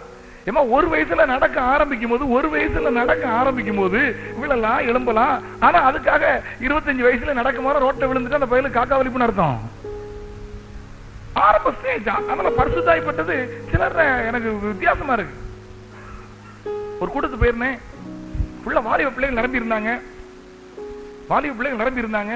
கொஞ்சம் ஆவியில நிரம்பி ஜெபம் பண்ண ஆரம்பிச்சு. அவ்வளவுதான். அந்த பாஸ்டர் கண்ட்ரோல் பண்ண முடியாம ஆயிட்டாரு. லோக்கல் பாஸ்டர் கண்ட்ரோல் பண்ண முடியாம ஆயிட்டாரு. ஒரு 100 பிள்ளைகளும் மொத்தமா கீழே விழுந்து ஆவியில நிரம்பி ஒன்னு அங்க மிதிக்குது, ஒன்னு மிதி. கொஞ்ச நேரத்துல பையனும் பிள்ளைகளும் சேர ஆரம்பிச்சுட்டாங்க. நடந்த சம்பவம் ஒரு 4-5 மாசம் ஆச்சு. நான் மைக், ஆம்பிளிஃபயர் எல்லாத்தையும் ஆஃப் பண்ணேன். நிறுத்த வச்சு நல்ல பிள்ளைகள். ஆனா அவங்களை நடத்துற விதம் சரியில்லை. எல்லாரையும் நிறுத்த வச்சேன். நிறுத்துறதுக்கே படாத பாட்டு போனேன். ஒரு 20 நிமிஷம் அவங்களை அமைதியாக்குறதுக்கு அப்பா நான் பட்ட பாடு பெரிய படாய் போச்சு. அவளை வேற முழங்கால் போட வச்சேன். கொஞ்சம் பேர்த்த கேட்டேன், நீ அபிஷேகம் பெற்ற எவ்வளவு நாள் ஆச்சு? அப்புறம் சொன்னேன், ஆண்டவர் சகலமும் ஒழுங்கும் கிரமமா இருக்குன்னு விரும்புறாருப்பா. எல்லாம் சொல்லி கொடுத்து மறுபடியும் இப்ப முழங்கால் போட்டு நான் ஜெபம் நடத்த போறேன். ஒருத்தர் விழலையே, ஒருத்தர் ஆடலையே. நல்ல அந்நிய பாச பேசினாங்க, கை தட்டினாங்க.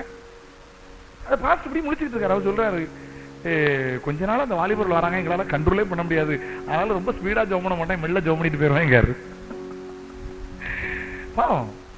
அது போல சொல்லி கொடுத்து டீச் பண்ணி வசனத்தை எடுத்து காட்டி இப்படிலாம் செய்யக்கூடாது, இப்படி செய்யக்கூடாது, அருவருப்பான காரியம், ஒழுக்கமா இருக்கணும், நல்லா இருக்கணும். ஒரு புதுசா ஒருத்தன் சர்ச்சுக்குள்ள வந்தா நம்மளை பார்த்து என்ன நினைப்பான், இப்படிலாம் செய்யலாமா நீங்க, அதெல்லாம் ஆவியாரோட கிரி அது அல்ல இது அப்படின்னு சொல்லி கொடுத்து தெளிவா ஒருத்தர் ஆடப்படாது, ஆடன தொலைச்சு விடுவேன் அப்படின்னு சொல்லி மறுபடியும் முழங்கால் போட வச்சு இப்ப ஜெபம் பண்ணி அந்நிய பாஷை பேச சரளமா அந்நிய பாஷை வருது. இப்ப யாரும் விழலையே, சரி நடத்திட்டு இருக்காங்க பாருங்க.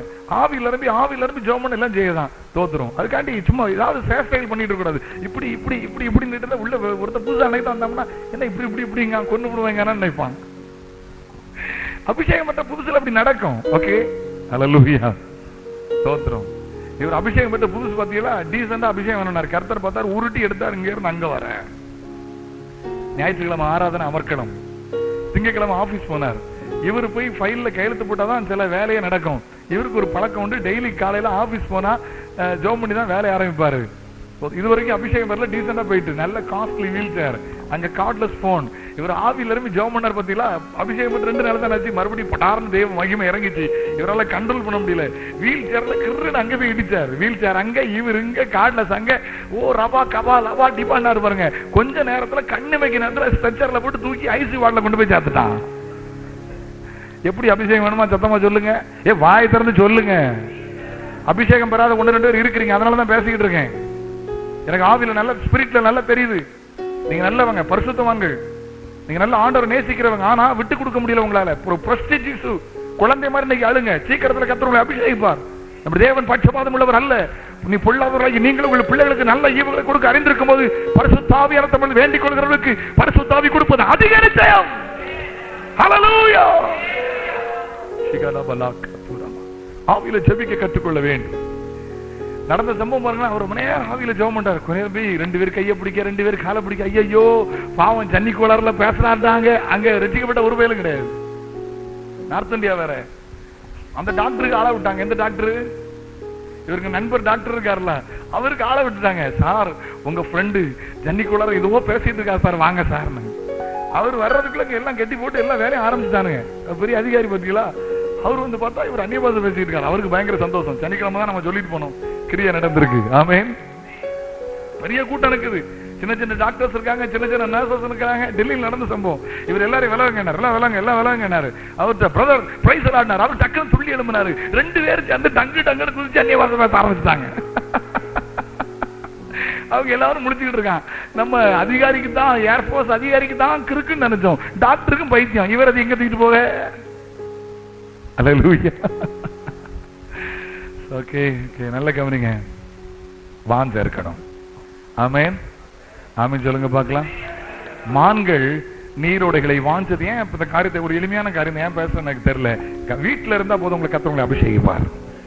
இந்த சத்தியமங்கலத்துல சில வருஷத்துக்கு முந்தி அங்க ஒரு சர்ச்சில் ரட்சணை சபை இருக்குது.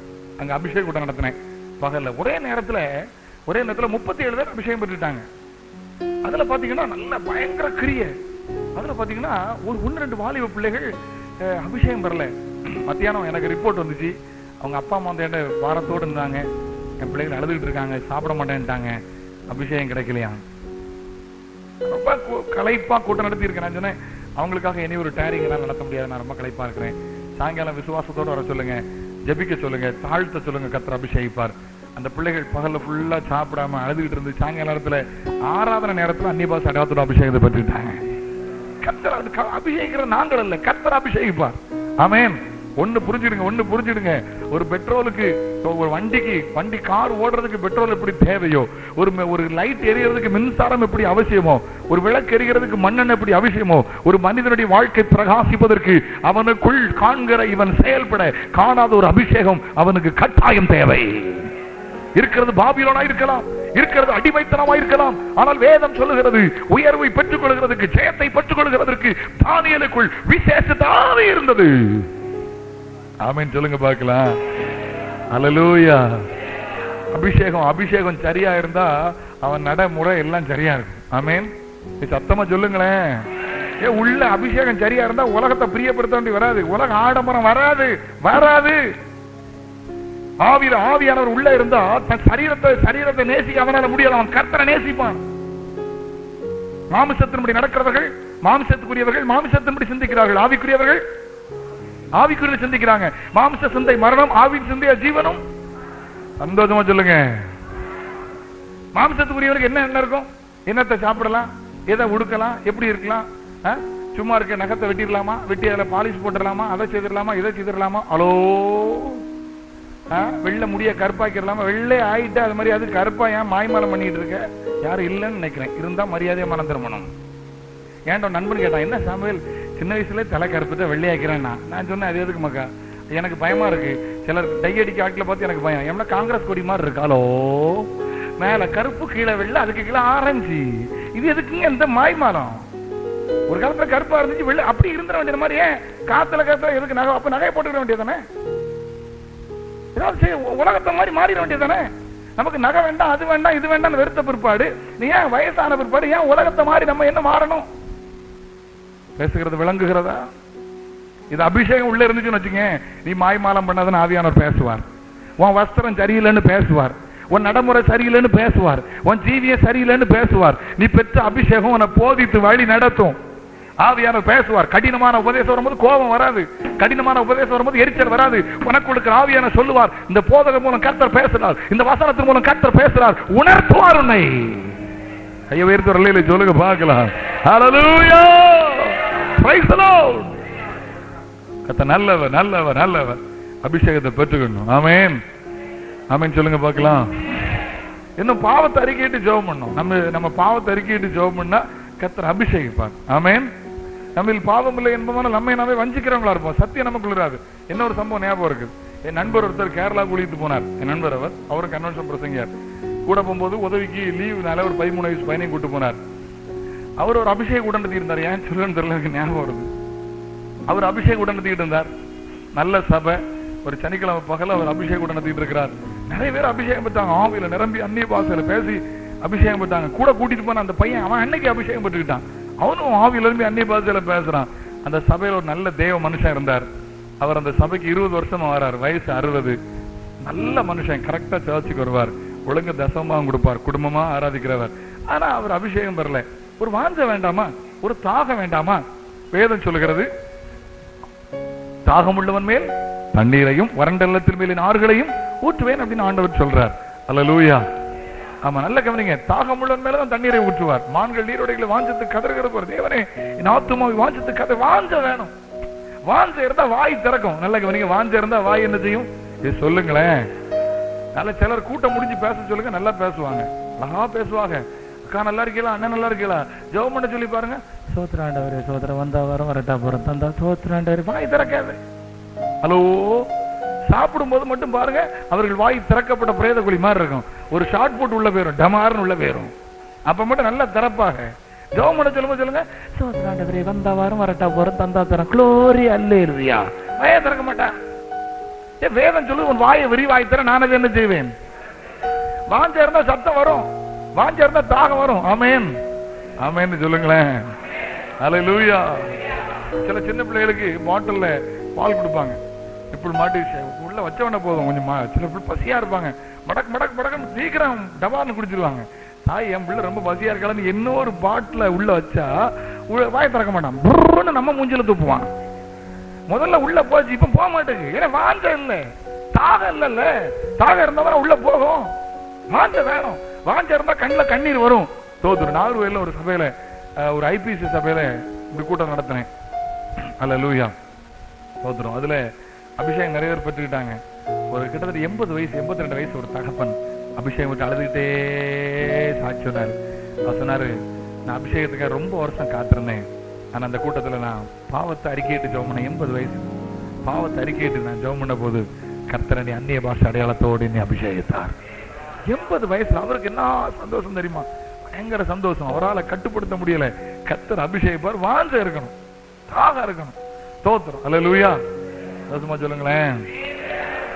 அப்ப அந்த மனுஷன் 20 வருஷமா சர்ச்சுக்கு வராரு. பாவத்தையும் அறிக்கையிடணும், உணரணும். பாவத்தை அறிக்கையிட சொல்லும் போது உணர்ந்து ஜெபம். ஏன்டா பாவம் எல்லாம் கூடாது. நம்மில் பாவம் இல்லை என்பமானால் நம்மை நாம எப்படி இருப்போம்? வஞ்சிக்கலா இருப்போம். அல்லேலூயா. ஸ்தோத்திரம்.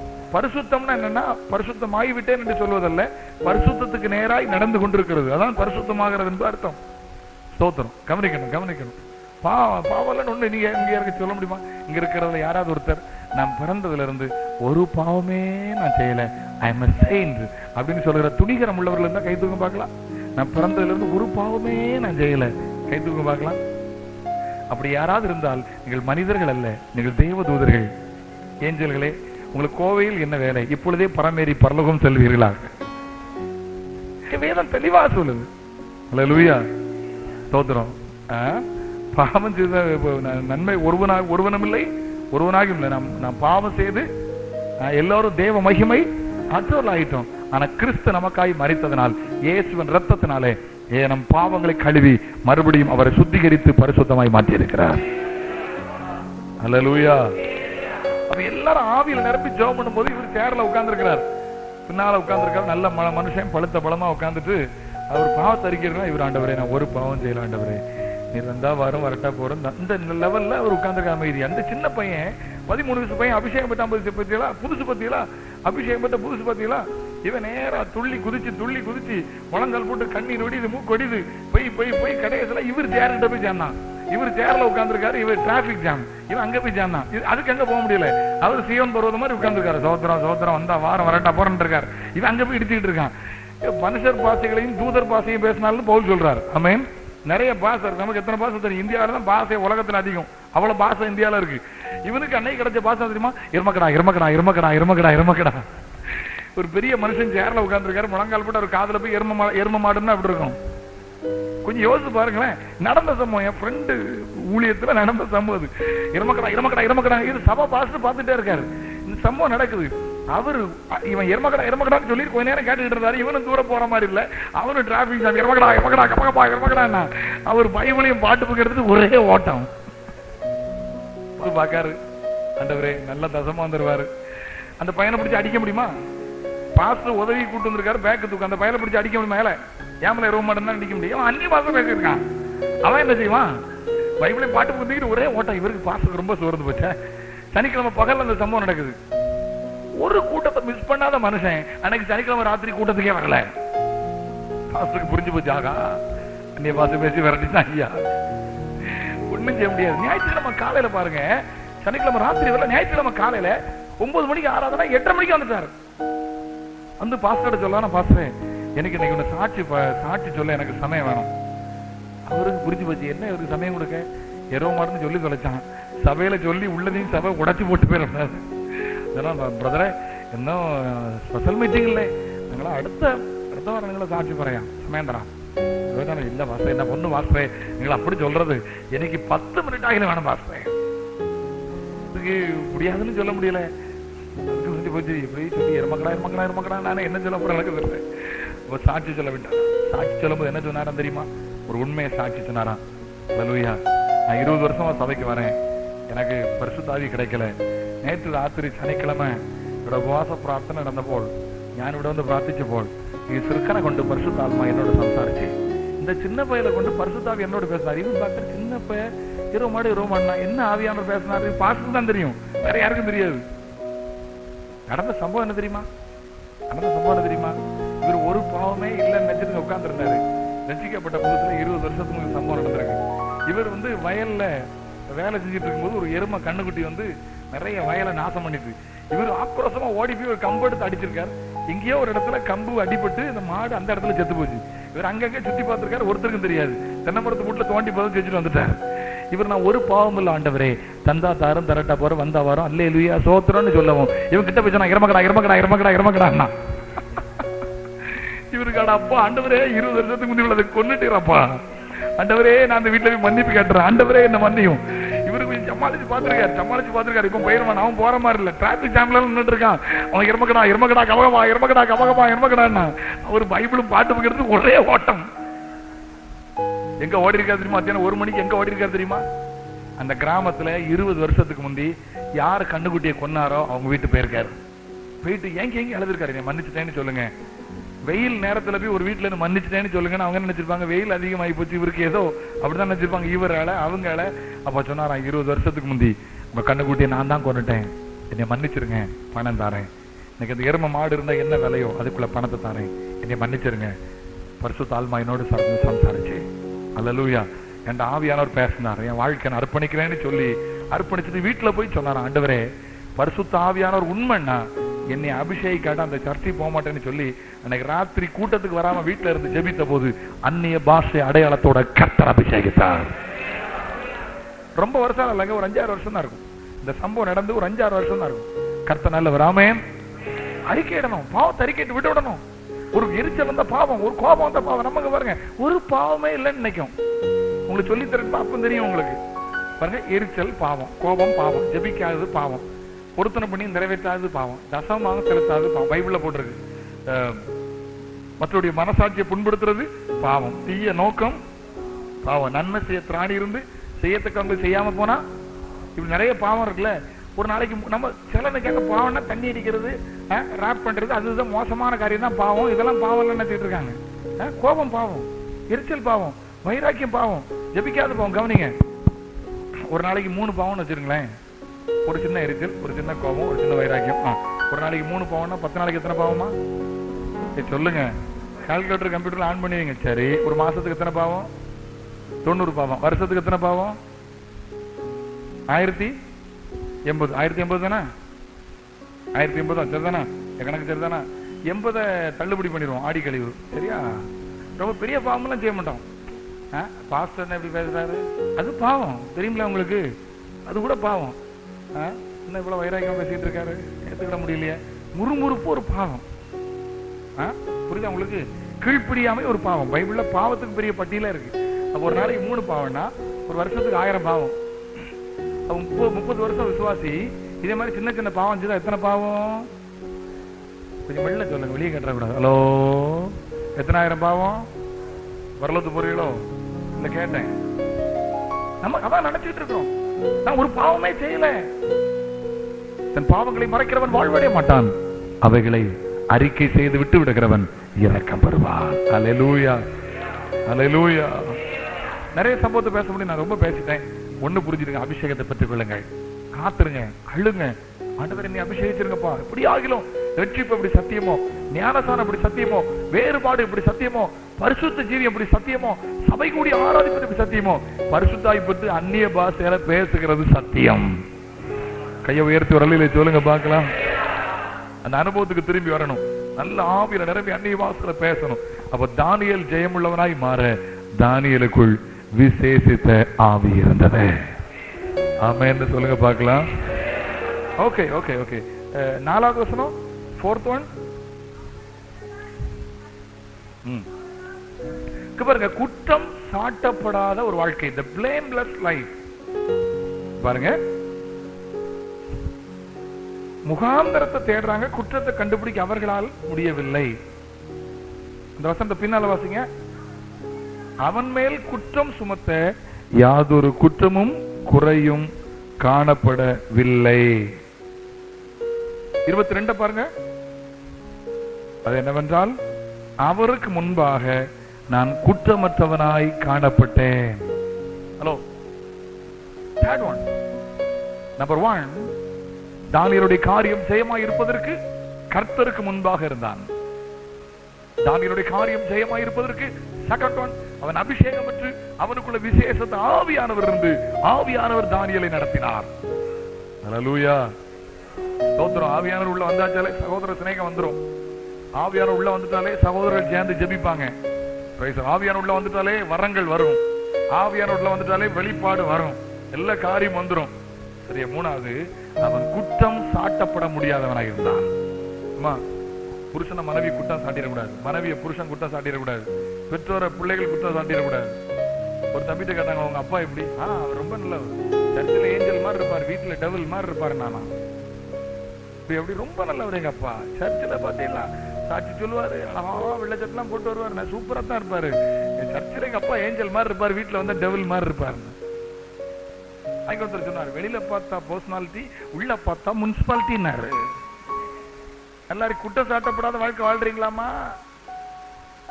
படிக்கிறது, பாட்டு பாடுறது ஒண்ணும் பெருசு கிடையாது. குற்றம் சாட்டப்படாத வாழ்க்கை வாழ 120 + 3 கிட்டத்தட்ட 123 பேர் பாக்குறான். ஒரு குற்றத்தையும் கண்டுபிடிக்க முடியல. ஆண்டவர்கிட்ட கேளுங்க, ஆண்டவரே ஒரு குற்றம் சாட்டப்படாத ஒரு வாழ்க்கை வாழ கிருபை தாங்கப்பா. நான் படிக்கிற இடத்துல என்னை யாரும் குற்றம் சாட்டிடக்கூடாது, நான் வேலை செய்கிற இடத்துல யாரும் என்னை குற்றம் சாட்டிடக்கூடாது, என் சொந்தக்காரன் என்னை குற்றம் சாட்டிடக்கூடாது, என் பிள்ளைகள் என்ன குற்றம் சாட்டிடக்கூடாது.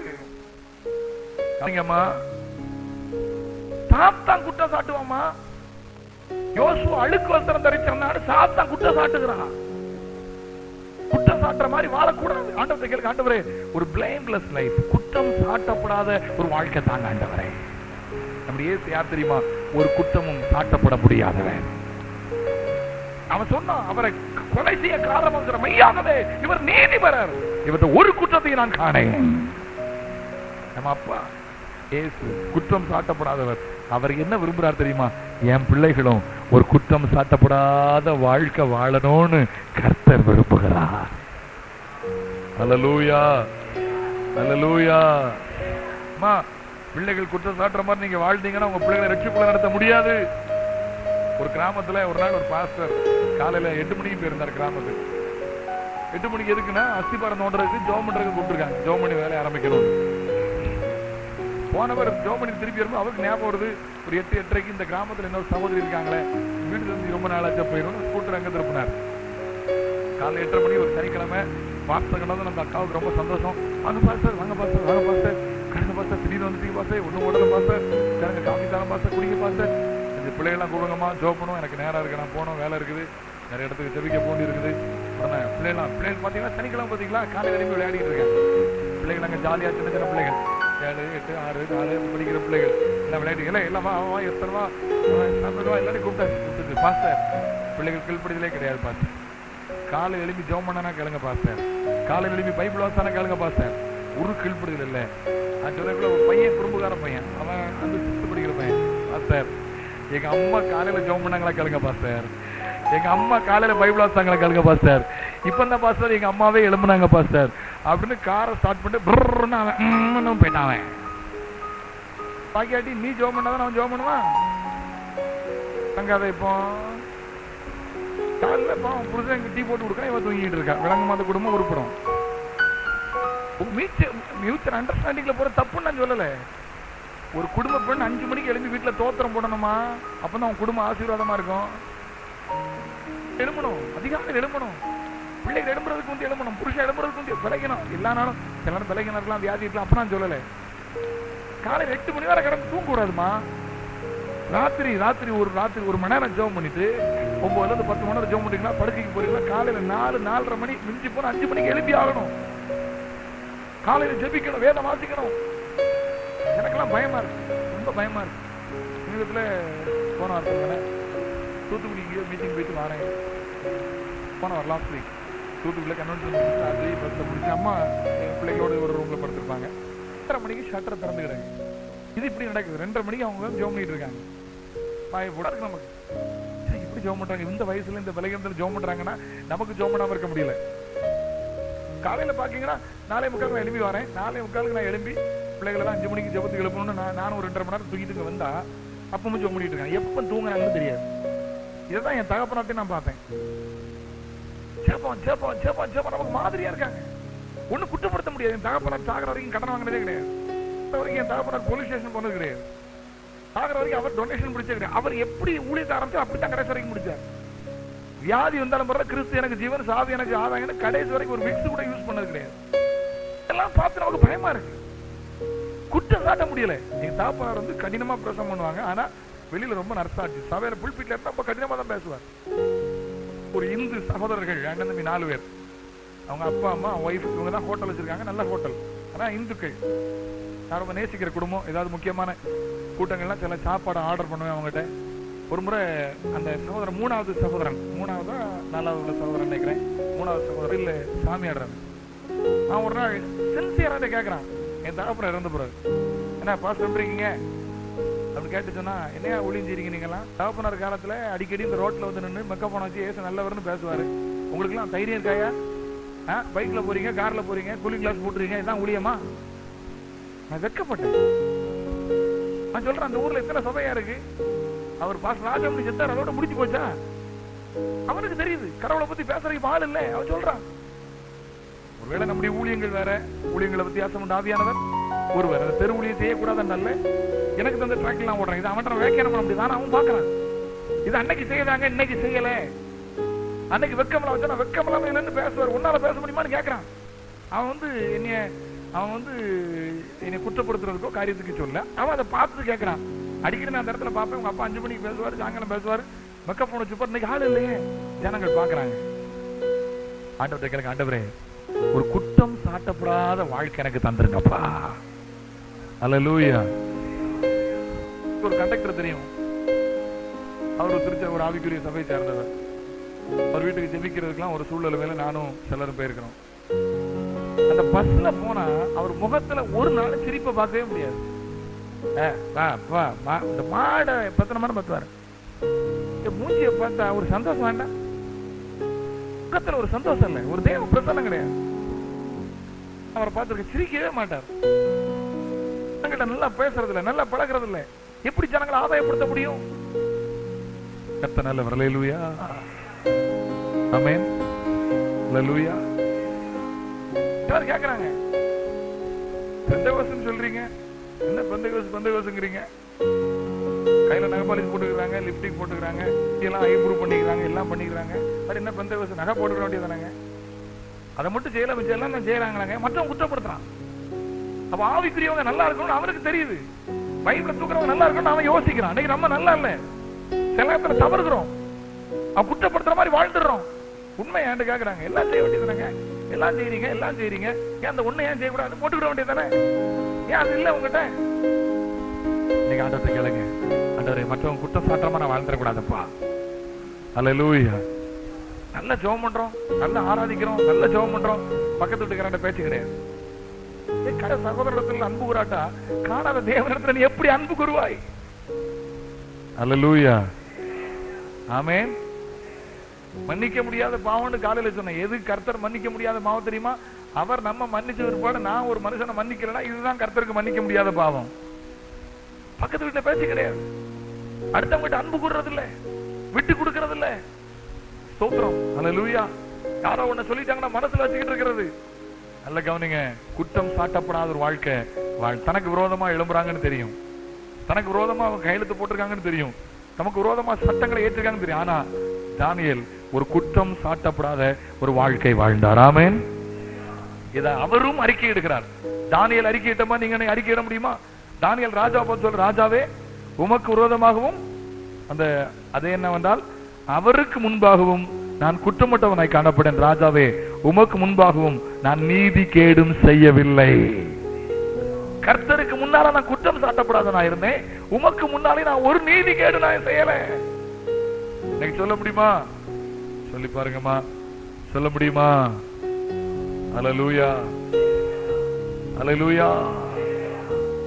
யோசிச்சு பாருங்க, நல்ல நல்ல பதவிகள் இருப்போம், நல்ல பதவிகள் இருப்போம். நம்மளை குறித்து சாட்சி உண்டாகணும். 5 பைசா லஞ்சம் வாங்க மாட்டாங்க, நம்மளை குறித்து சாட்சி இருக்கணும். அல்லேலூயா. நல்ல உதவி செய்வாங்க, அவங்கள அன்பா பழகுவாங்க, அவங்கள நல்ல ஜெபிப்பாங்க. ஐயோ அவங்க பிள்ளைகள் நல்ல பிள்ளைகள், நல்ல ஒழுக்கமானவங்க, எல்லாத்துலயும் அன்பா பழகுவாங்க, 4 பேருக்கு கொடுப்பாங்க, ஏழைகளுக்கு இறங்குவாங்க. நம்மளை குறித்து நற்சாட்சி உண்டாகணும். கர்த்தர் நல்லவர். அல்லேலூயா. வட்டியை கொடுத்துட, அநியாய வட்டியை கொடுத்துடக்கூடாது. பணம் நிறைய இருக்கணும், ஒழுங்கு தசமா போடுங்க, மிஷினரிகள் கொடுங்க, ஐயாட்ட கொடுங்க, ஏதாவது சர்ச்சை கட்ட கொடுங்க. வட்டி கொடுத்து சம்பாத்தியம் பண்ணிடுறாங்க. வட்டி கொடுக்கறது பாவமா அப்படின்லாம் கேட்டா தனியா உட்காந்து, பெரிய சப்ஜெக்ட், தனியா உட்காந்து பேசணும். யாரும் செய்ய மாட்டாங்க, ஆவிக்குரியல் செய்கிறது இல்லை. ஆனா சிலர் தெரியாம செய்துட்டு தான் நான் உங்களை சொல்றேன். மட்டும் சொன்னா அநியாய வட்டி கொடுக்காயா அப்படின்னு சொன்னா தேவநாம தூசிக்கப்பட்டுரும். சிலர் தெரியாம செய்வாங்க, அது தப்புன்னு இன்னைக்கு நான் சொல்றேன். யாராவது அப்படியா இருந்தா, வட்டி கொடுக்கறது தேவனுடைய பார்வையில குற்றம், மனுஷனுடைய பார்வையில குற்றம். கர்த்தருக்கு ஆசீர்வாதம் நிறைய தந்திருந்தா தோத்துறோம். யாருக்காவது கொடுக்க முடியும்னா கைமாறு கருதாம கொடுங்க, தந்தா வாங்கிடுங்க. எல்லாரும் பேங்க்ல போட்டு சும்மா இருங்க, வட்டி கொடுத்து சம்பாத்தியம் பண்ணாதுங்க. தோத்துரும். அல்லேலூயா. வட்டி கொடுத்து சம்பாத்தியம் பண்ணா ஒரு வாக்குத்தத்தம் தானே எழுதி வச்சுக்கிடுங்க. இயேசுவின் நாமத்தில் வட்டி முதலும் திருப்பி வராமல் திவாலாவதாக. ஆமென். சொல்ல மாட்டீங்க, வட்டி கொடுக்கறது நிறுத்தலைன்னா சீக்கிரம் இது நடக்கும். வாங்கினவன் தரவே மாட்டான், கர்த்தரே தரவிட மாட்டாரு. ஏன்னா பைபிள் போட்டிருக்கு, யாரு பரிசுத்த பருவத்தில் இருப்பான், கைகளில் சுத்தம் உள்ளவனும் 20 மாசம் வருது. அதே அந்த 2 சங்கீதத்தில் வாசிக்கிறோம், தன் பணத்தை வட்டிக்கு கொடாமலும் இருக்கா இல்லையா? அல்லேலூயா. அதுல ரொம்ப வியாக்கியானம்லாம் பண்ணிட்டு இருக்க கூடாது. வசனம் என்ன சொல்லுது அப்படி வாழணும். ஆமென். கர்த்தருக்கு ஸ்தோத்திரம். ஆண்டவர் மகிமைப்படுத்துறதுல சொல்லுவோமா? Hallelujah. Praise the Lord. Amen. சில ரொம்ப டீசெண்டா பழகுவாங்க. ஐயோ சிஸ்டர் என்கிட்ட பணம் இல்லையே சிஸ்டர், உங்களுக்கு தந்து வரதுக்கு ஆசை, நாளைக்கு வாங்கல நான் ஒரு ஆள்கிட்ட வாங்கி தரேன். இவங்ககிட்ட தான் பணம் இருக்கும். கள்ளி இந்த கள்ளன் கள்ளிக்கு புத்திய பார்த்தீங்களா? இன்னைக்கு கொடுத்தா இவன் பணம்னு தெரிஞ்சிருமா? நாளைக்கு வாங்க சிஸ்டர், எனக்கு தெரிஞ்சவங்க இருக்காங்க, உங்களுக்கு நான் ஹெல்ப் பண்ண போனா ஒரு ஆள்கிட்ட 5 பைசா வட்டி வாங்கி தரேன் சிஸ்டர். இது இன்னைக்கு பேங்க்ல போய் உடனே வாங்கி வச்சிரும். ஹலோ, என்ன பேங்க்ல 2 பைசா வட்டி தானே கிடைக்கும், அதை எடுத்து வாட்ட கொடுக்கறது. எங்க உன் கள்ள புத்தி ஆண்டவருக்கு தெரியாதா? தேவையில்லாத காரியம். குற்றம் சாட்டுற மாதிரி ஒரு நாள் வாழக்கூடாது. இன்னைக்கு ஆண்டவர்கிட்ட கேளுங்க, ஆண்டவரே குற்றம் சாட்டுற மாதிரி நான் வாழக்கூடாதப்பா. கையை உயர்த்தி ஒரு சொல்லுங்க பார்க்கலாம். சமீபத்தில் எனக்கு தெரிஞ்ச ஒரு சர்ச்சில் டெடிகேஷன், அந்த பாஸ்டருக்கு 3 ஆம்பளை பிள்ளைகளும் ஒரு பொம்பளை பிள்ளை இருந்தது. நல்லா வளர்ந்துச்சு, சந்தோஷம், வளர்ந்த தப்பு இல்லை. சர்ச்சு டெடிகேஷன் நடக்குது. டெடிகேஷன் இந்த பிள்ளை பிஎஸ்சி நர்சிங் முடிச்சு வந்திருக்கான். கிழமை முதல் குமரன் வர, குமரி வர, சின்ன பிள்ளைகள் வர இந்த பிள்ளைய பார்க்காத யாரும் கிடையாது. பாஸ்டருக்கு மகா முடியை வெட்டி விட்டு, அது என்ன செய்ய தெரியல, முடியை இங்க வெட்டி விட்டு இங்க தொங்கிட்டு இருக்கு. இப்படிம்பா இங்க போயிடும், மறுபடியும் இங்க வந்துடும். என் கூட எனக்கு ஒரு அசிஸ்டன்ட் ஒரு ஆள் இருக்காரு, அவருக்கு 60 வயசு மேல ஆச்சு. நல்ல மனுஷன், நல்ல ஜபிக்கிறவர், இல்ல நல்ல நல்ல நல்ல சகோதரம் கூட வருவார். அல்லாட்டா தெரு ஊழியம் செய்வார். இதான் அவருடைய ஊழியம், பணிவிட ஊழியம் செய்வார். பாஸ்டர் அந்த ஒரு சினிமா நடிகை மாதிரி இருந்தா ஒரு பிள்ளை, யோ அது யாரையா பார்க்க சொன்னோம்லன்னு, யார் பாஸ்டர் பார்க்காம இருப்பான். நான் ஒருவேளை சினிமா நடிகை யாரும் வந்திருக்காங்கன்னு நினைச்சேன் அப்படின்னாரு. எல்லாருமே கூட்டமா அதை தான் பேசிக்கிட்டு இருக்காங்க. அவ்வளவு ஆக்ட் பண்ணா நீங்க எல்லாம் இப்படி சாரி கட்டினா அது நேரம் மாத்தி கட்டிருக்கு. எனக்கு என்ன செயல தெரியல, அப்படி கட்டுவாங்களோ தெரியல. அந்த டைரக்ஷன் மாறி ரொம்ப டிஃப்ரெண்டா கட்டி முடிய இங்க கொஞ்சம் முடிய வெட்டி விட்டு அது இங்க வந்து நிக்குது. இப்படி அப்படிம்பா அப்படி போயிடும். போவா வருவா, ஒன்னும் ஓடல. எல்லாரும் பாருங்க, நடந்த சம்பவம் பாருங்க. டெடிகேஷன் ஆரம்பிக்கும் போது கரண்ட் போயிட்டு, கடைசி நேரத்துல எனக்கு ஒரு 15 நிமிஷம் பிரசங்கம் பண்ண தந்தாங்க. ஆண்டவருக்கு தோத்திரம். நான் பிரசங்கம் பண்ண நேரத்துல மட்டும் கரண்ட் இருந்துச்சு. அல்லேலூயா. கரண்ட் சுத்தமா போக்கு. பயங்கர ஆடம்பரம், பயங்கர ஆடம்பரம். பாருங்க, திடீர்னு நான் 6:30 மணிக்கு டெடிகேஷன், சாயங்காலம் 6:30 மணிக்கு டெடிகேஷன். திடீர்னு பார்த்தா கொட்டு மேல சத்தம் கேக்குது. சண்டக்கு சக்கடா சண்டக்கு சக்கடா. நானும் ஒய்ஃப் எங்கடா கல்யாணமா, எங்க கல்யாணம்னு கேட்கிறேன். ஒய்ஃப் எங்க கல்யாணம், கல்யாணமா இந்த சர்ச்சை திறக்க வைக்க பாஸ்ட் வராருல, அவரை தான் கொட்டு மேளத்தோட கூட்டிட்டு வராங்க. ஏன்னா என் ஊழியக்காரன் செத்து போனாம்ல, செத்து போனவனுக்கு தானே சண்டை மேளம் அடிப்பாங்க. இந்த கன்றாவியை முதல்ல பாக்குறோம். அவர் அங்க கார்ல இறங்கி வராரு. அங்க ஒரு குணப்படாத பயிலுங்க, பிடி குடிக்கிற பயில இவனோட வச்சு கொட்டு அடிச்சு கூட்டிட்டு வராங்க. உடனே சொன்னேன், ஊழியக்காரன் போக்கு கொண்டுட்டான். உள்ள வந்தா கரண்ட் போச்சு. அவள் வீடியோ எடுக்காங்க, எல்லாம் செய்யறாங்க, சுத்தமா கரண்ட் போச்சு. இந்த கன்றாவியை பாக்குறது கர்த்தருக்கே சகிக்கல. கெஸ்ட் ஸ்பீக்கர்லாம் இருக்காங்க, பெரிய பெரிய ஆட்கள் வந்திருக்காங்க. எனக்கு பேச டைம் தந்தாங்க. அந்த நேரம் மட்டும் கரண்ட் இருந்துச்சு. முச்சு சுத்தமா கரண்ட் போச்சு, சுத்தமா கரண்ட் போச்சு. லீட் பண்றதுக்கு அந்த பாஸ்டர் பையன் வந்தா இங்க நிக்க மாட்டான், அங்க இருந்து இங்க துதிப்பான், அங்க குதிப்பான். எல்லாரும் கட்சி போய் சுத்துக்கம்மா எல்லாம் செய்வான். நான் பார்த்துட்டே அழுதுட்டே இருந்தேன். அப்படியா அவங்க கதை இதுவரை கரண்ட் வரல. இடத்துல முடிஞ்சா எங்க சாப்பாடு என்ன ஏதுன்னு தெரியாது, எங்க போகணும்னு தெரியாது. நான் சொன்னேன், நான் கூட்டிட்டு போன கூட சொன்னேன், என் ஒய்ஃபும் ஊழியவும் கார்ல நான் வார வெளியில உங்களுக்கு புரோட்டா வாங்கி தரேன், தயவுசெய்து வந்துருங்கன்னு கூப்பிட்டு வந்துட்டேன். நமக்கு இருக்க கூடாது, ரொம்ப நேரம் பிரச்சனை முடியாது, இருட்டுல எங்கெல்லாம் இருக்குன்னு தெரியல, என் பாட்டு வந்துட்டேன். பிரச்சனை சாட்சி இல்ல, சாட்டுற மாதிரி வாழ்ந்துடக்கூடாது. தேர்றேன்னு பூர்ண புருஷன் சொல்ல முடியாது. ஆனா ஆண்டவர்கிட்ட கேளுங்க, ஆண்டவரே தானியேல் சொன்னது போல, ஆண்டவரே உமக்கு முன்பதாகவும் நான் குற்றமற்றவனா இருந்தேன்னு சொல்ல கிருபை தாங்க மாட்டவரே. கைகளை உயர்த்தி சோத்திரம் பண்ற தப்பு கிடையாது. ஆனா வேதம் என்ன சொல்லு தெரியுமா? உங்கள் பரிசுத்த கரங்களை உயர்த்தி கர்த்தரை சோத்திரம் பண்ணுங்க. லஞ்சம் வாங்குற கை, கள்ள கையெழுத்து போடுற கை, யாரையும் அடிக்கிற கையை வச்சு குற்றத்தை சோத்திரம் பண்ண முடியாது. அந்த சோத்திரத்தை அவர் ஏத்துக்கிட மாட்டாரு. அது கூரைக்கு மேல போகாது. ஸ்தோத்திரம் பண்ணணும்னா வேதம் சொல்லுது, உன் பரிசுத்த கரங்களை உயர்த்தி கர்த்தரை சோத்திரம் பண்ணு. ஆண்டவருக்கு மகிமை சொல்லிடலாமா?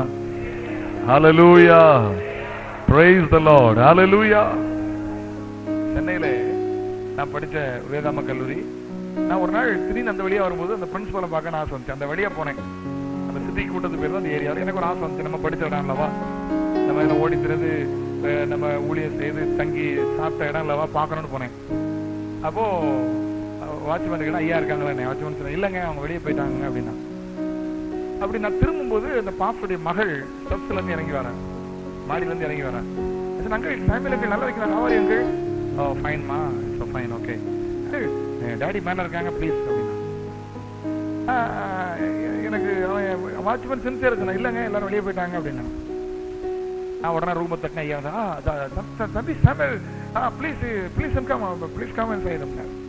நாங்கள் பேசிக்கிறோம், ஜோம் பண்ணி அனுப்பினாரு, சந்தோஷப்பட்டாரு. கீழே வந்தோடனே சார் சார் அப்படின்னு நான் வாட்ச்மேன். இல்லாமல் அவங்க தான் பிரசங்கம் பண்ணுறாங்க, நான் ஒரு இந்து, எனக்கு ஐயா ரைட் இல்லாமல் அவங்க தான் பொய் சொல்லக்கூடாதுன்னு பிரசங்கம் பண்ணுறாங்க. நீங்கள் என்ன தப்பாக நினைச்சுறாங்க, நீங்கள் யாருன்னு தெரியாது. நாங்கள் ஐயா இல்லை வெளியே போயிட்டாங்க சொன்னாங்க, அதனால தான் நான் சொன்னேன் அப்படின்னு. உண்மை சம்பவம், உண்மை சம்பவம். இவன் எப்படி ரட்சிக்கப்படுவான்? புரியலையா, விளங்கலையா? ஏன் வேலையா இருக்காங்க, இன்னைக்கு பார்க்க முடியாது, அல்ல 4 மணி நேரம் பார்க்க முடியாதுன்னு சொல்ல தப்பு இல்லை. ஐயா சோம்பலாம இருக்காங்க, தூங்கிட்டு இருக்காங்க, டிஸ்டர்ப் பண்ண முடியாதுன்னு தப்பு இல்லை. அது சீட்டு தாங்க, ஒரு சீட்டு கொடுத்து நேரம் வந்திருக்காங்க, எழுதிட்டாங்க, நான் கொடுக்குறேன், பார்க்க முடிஞ்சா ஐயா பார்க்கலாம், அது தப்பு கிடையாது. எல்லாரையும் 360 நாள் பார்த்துட்டு இருந்தா வேற வேலை செய்ய முடியாது, தப்பு இல்லை. அவன்கிட்ட இல்லைன்னு சொல்லுன்னா அவன் என்ன கையை பிடிச்சி அழுதாங்க. சொல்ல எனக்கு வேலை, எனக்கு 5000 ரூபாய் சம்பளம் தராங்க, ஞாயிற்றுக்கிழமை அவங்க தான் போய் சொல்லக்கூடாதுன்னா பேசுறாங்க, ஆனா அவங்க தான் எனக்கு சொல்லி தந்தாங்க, சொல்ல சொன்னாங்க, நீங்க என்ன தப்பா நினைச்சிடாதுங்க அப்படின்னு. இவன் அவங்களை குற்றப்படுத்துறான். அவனை எப்படி ரட்சிப்புல நடத்த முடியும்? அதை நினைச்சுக்கிட்டு போய் இவங்கெல்லாம் மாய்மாலக்காரங்க, போய் அவன் உண்மையிலே அவன் ரட்சிக்கப்பட முடியாது. அவனை கேட்டு மகனா நம்மளே மாத்திடுவோம். ஆமென். நான் ஆண்டவர்கிட்ட கேட்கறதுதான், என் தனி ஜபத்துல கேட்பேன், ஆடுவேன். நம்பிக்கையை நம்பி ஊழியத்துக்கு அனுப்பிட்டீங்கப்பா, நான் நம்பிக்கை துரோகம் பண்ணிடக்கூடாது ஆண்டவரே, என்னைய பாதுகாத்துக்கிடுங்கப்பா. அவன் நம்பிக்கை ரட்சித்துட்டாருங்க. கோடிக்கணக்கான கோயம்புத்தூர்ல லட்சக்கணக்கான ஜனங்கள் இருக்காங்க, எல்லாரும் ரட்சிக்கப்படல. உங்களை கத்த ரட்சித்திருக்கிறார், உங்களை நம்பி ரட்சிப்பு தந்திருக்கிறார். இந்த பந்தய பொருளை காத்துக்கிடுங்க. ஹல்லேலூயா. கையை உயர்த்தி சொல்லுங்க, ஹல்லேலூயா. அடுத்த பாருங்க, நேரம் இல்ல. அதே வசனத்தை மறுபடியும் வாசிங்க, 4ஆவது வசனத்தை வாசிங்க பார்க்கலாம்.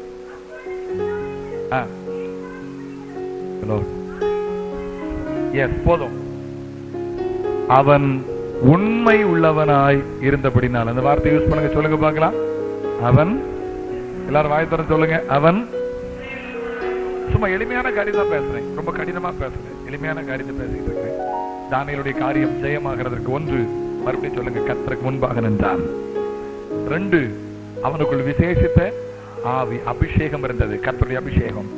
3, குற்றம் சாட்டப்பட முடியாத, தன் எதிரிகள் கூட குற்றம் சாட்டப்பட முடியாத ஒரு வாழ்க்கை வாழ்ந்தான். 4, அவன் உண்மை உள்ளவனாக இருந்தான். கர்த்தருக்கு உண்மை, தன் சகோதரர்களுக்கு உண்மை, பொறுப்பை தந்த ராஜாவுக்கு உண்மை. ஹல்லேலூயா. எல்லாவற்றிலும் உண்மையா இருந்தாங்க. தன் கடமை நிறைவேற்றுவதில் உண்மை, ஜெபிப்பதில் உண்மையா இருந்தார், ஆராதிப்பதில் உண்மையா இருந்தார், விசுவாசிப்பதில் உண்மையா இருந்தார், கர்த்தருக்காக வாழுகிறதுல உண்மை. ஹல்லேலூயா. எளிமையான விஷயம் தான். உண்மையா இருக்கீங்களா? சொல்லுங்க, உண்மையா இருக்கீங்களா? உண்மையா இருக்கீங்களா? யோசிச்சு பார்க்கல. கொடுக்கறதுல உண்மையா இருக்கீங்களா? 100 ரூபா இருக்கும்போது 10 ரூபா கொடுக்கல உண்மையா இருந்தோம், ஏன்னா 10 ரூபா தானே. 1000 ரூபா வந்தபோது 100 ரூபா கொடுக்கல உண்மையா இருந்தீங்களா? கொடுத்துடலாம், 100 ரூபா தானே. 10,000 ரூபா வந்தபோது 1000 ரூபா கொடுக்கல உண்மையா இருக்க முடிஞ்சுதா? யோசிச்சு பாருங்க. உண்மை இல்லை, பேச்சில் உண்மை இல்லை. நான் சின்ன பையனா இருக்கும்போது, நான் சிறுவனா இருந்தபோது பார்த்த சம்பவங்கள். என் சபையில எவ்வளவு வைராக்கியமா பேசுனாங்களோ அவங்க பேசுறது இன்னைக்கு உண்மையா இல்லை. நான் நினைப்பேன், என்ன வைராக்கியமா பேசுறாங்க, நல்லா இருக்காங்களே நினைச்சேன். உண்மை இல்லை. என் தகப்பனார் காலத்துல எல்ரா இருந்தாங்க, வேலை செஞ்சுட்டு எல்ரா இருந்தாங்க, பிரசங்கத்தை விட்டாங்க. எல்லா நேரமும் பிரசங்கத்துல விட்டு அவருக்கு பேசுவார். எப்படி பேசுவார்னா, பிந்தி வந்து அவனுக்கு ஆசீர்வாதம் கிடையாது, காலேஜுக்கு பிந்தி போறியா, ஸ்கூலுக்கு பிந்தி போறியா, அங்க பிந்தி போறியா, இங்க பிந்தி போறியா, பஸ்ஸுக்கு பிந்தி போறியா, ட்ரெயினுக்கு பிந்தி போறியா. இப்ப அவர் பாருங்க, 1/2 மணி நேரம் 1 மணி நேரம் கழிச்சுதான் 6 வருவார், ஆரம்பிச்சிடும். உண்மை இல்லை. போட்டா பரலத்துக்கு போக முடியாதுன்னு திட்டமா பேசுவார். பையனுக்கு கல்யாணம் வந்த போது நகை போட்டு சீர்திருப்பி கல்யாணம் முடிச்சார்.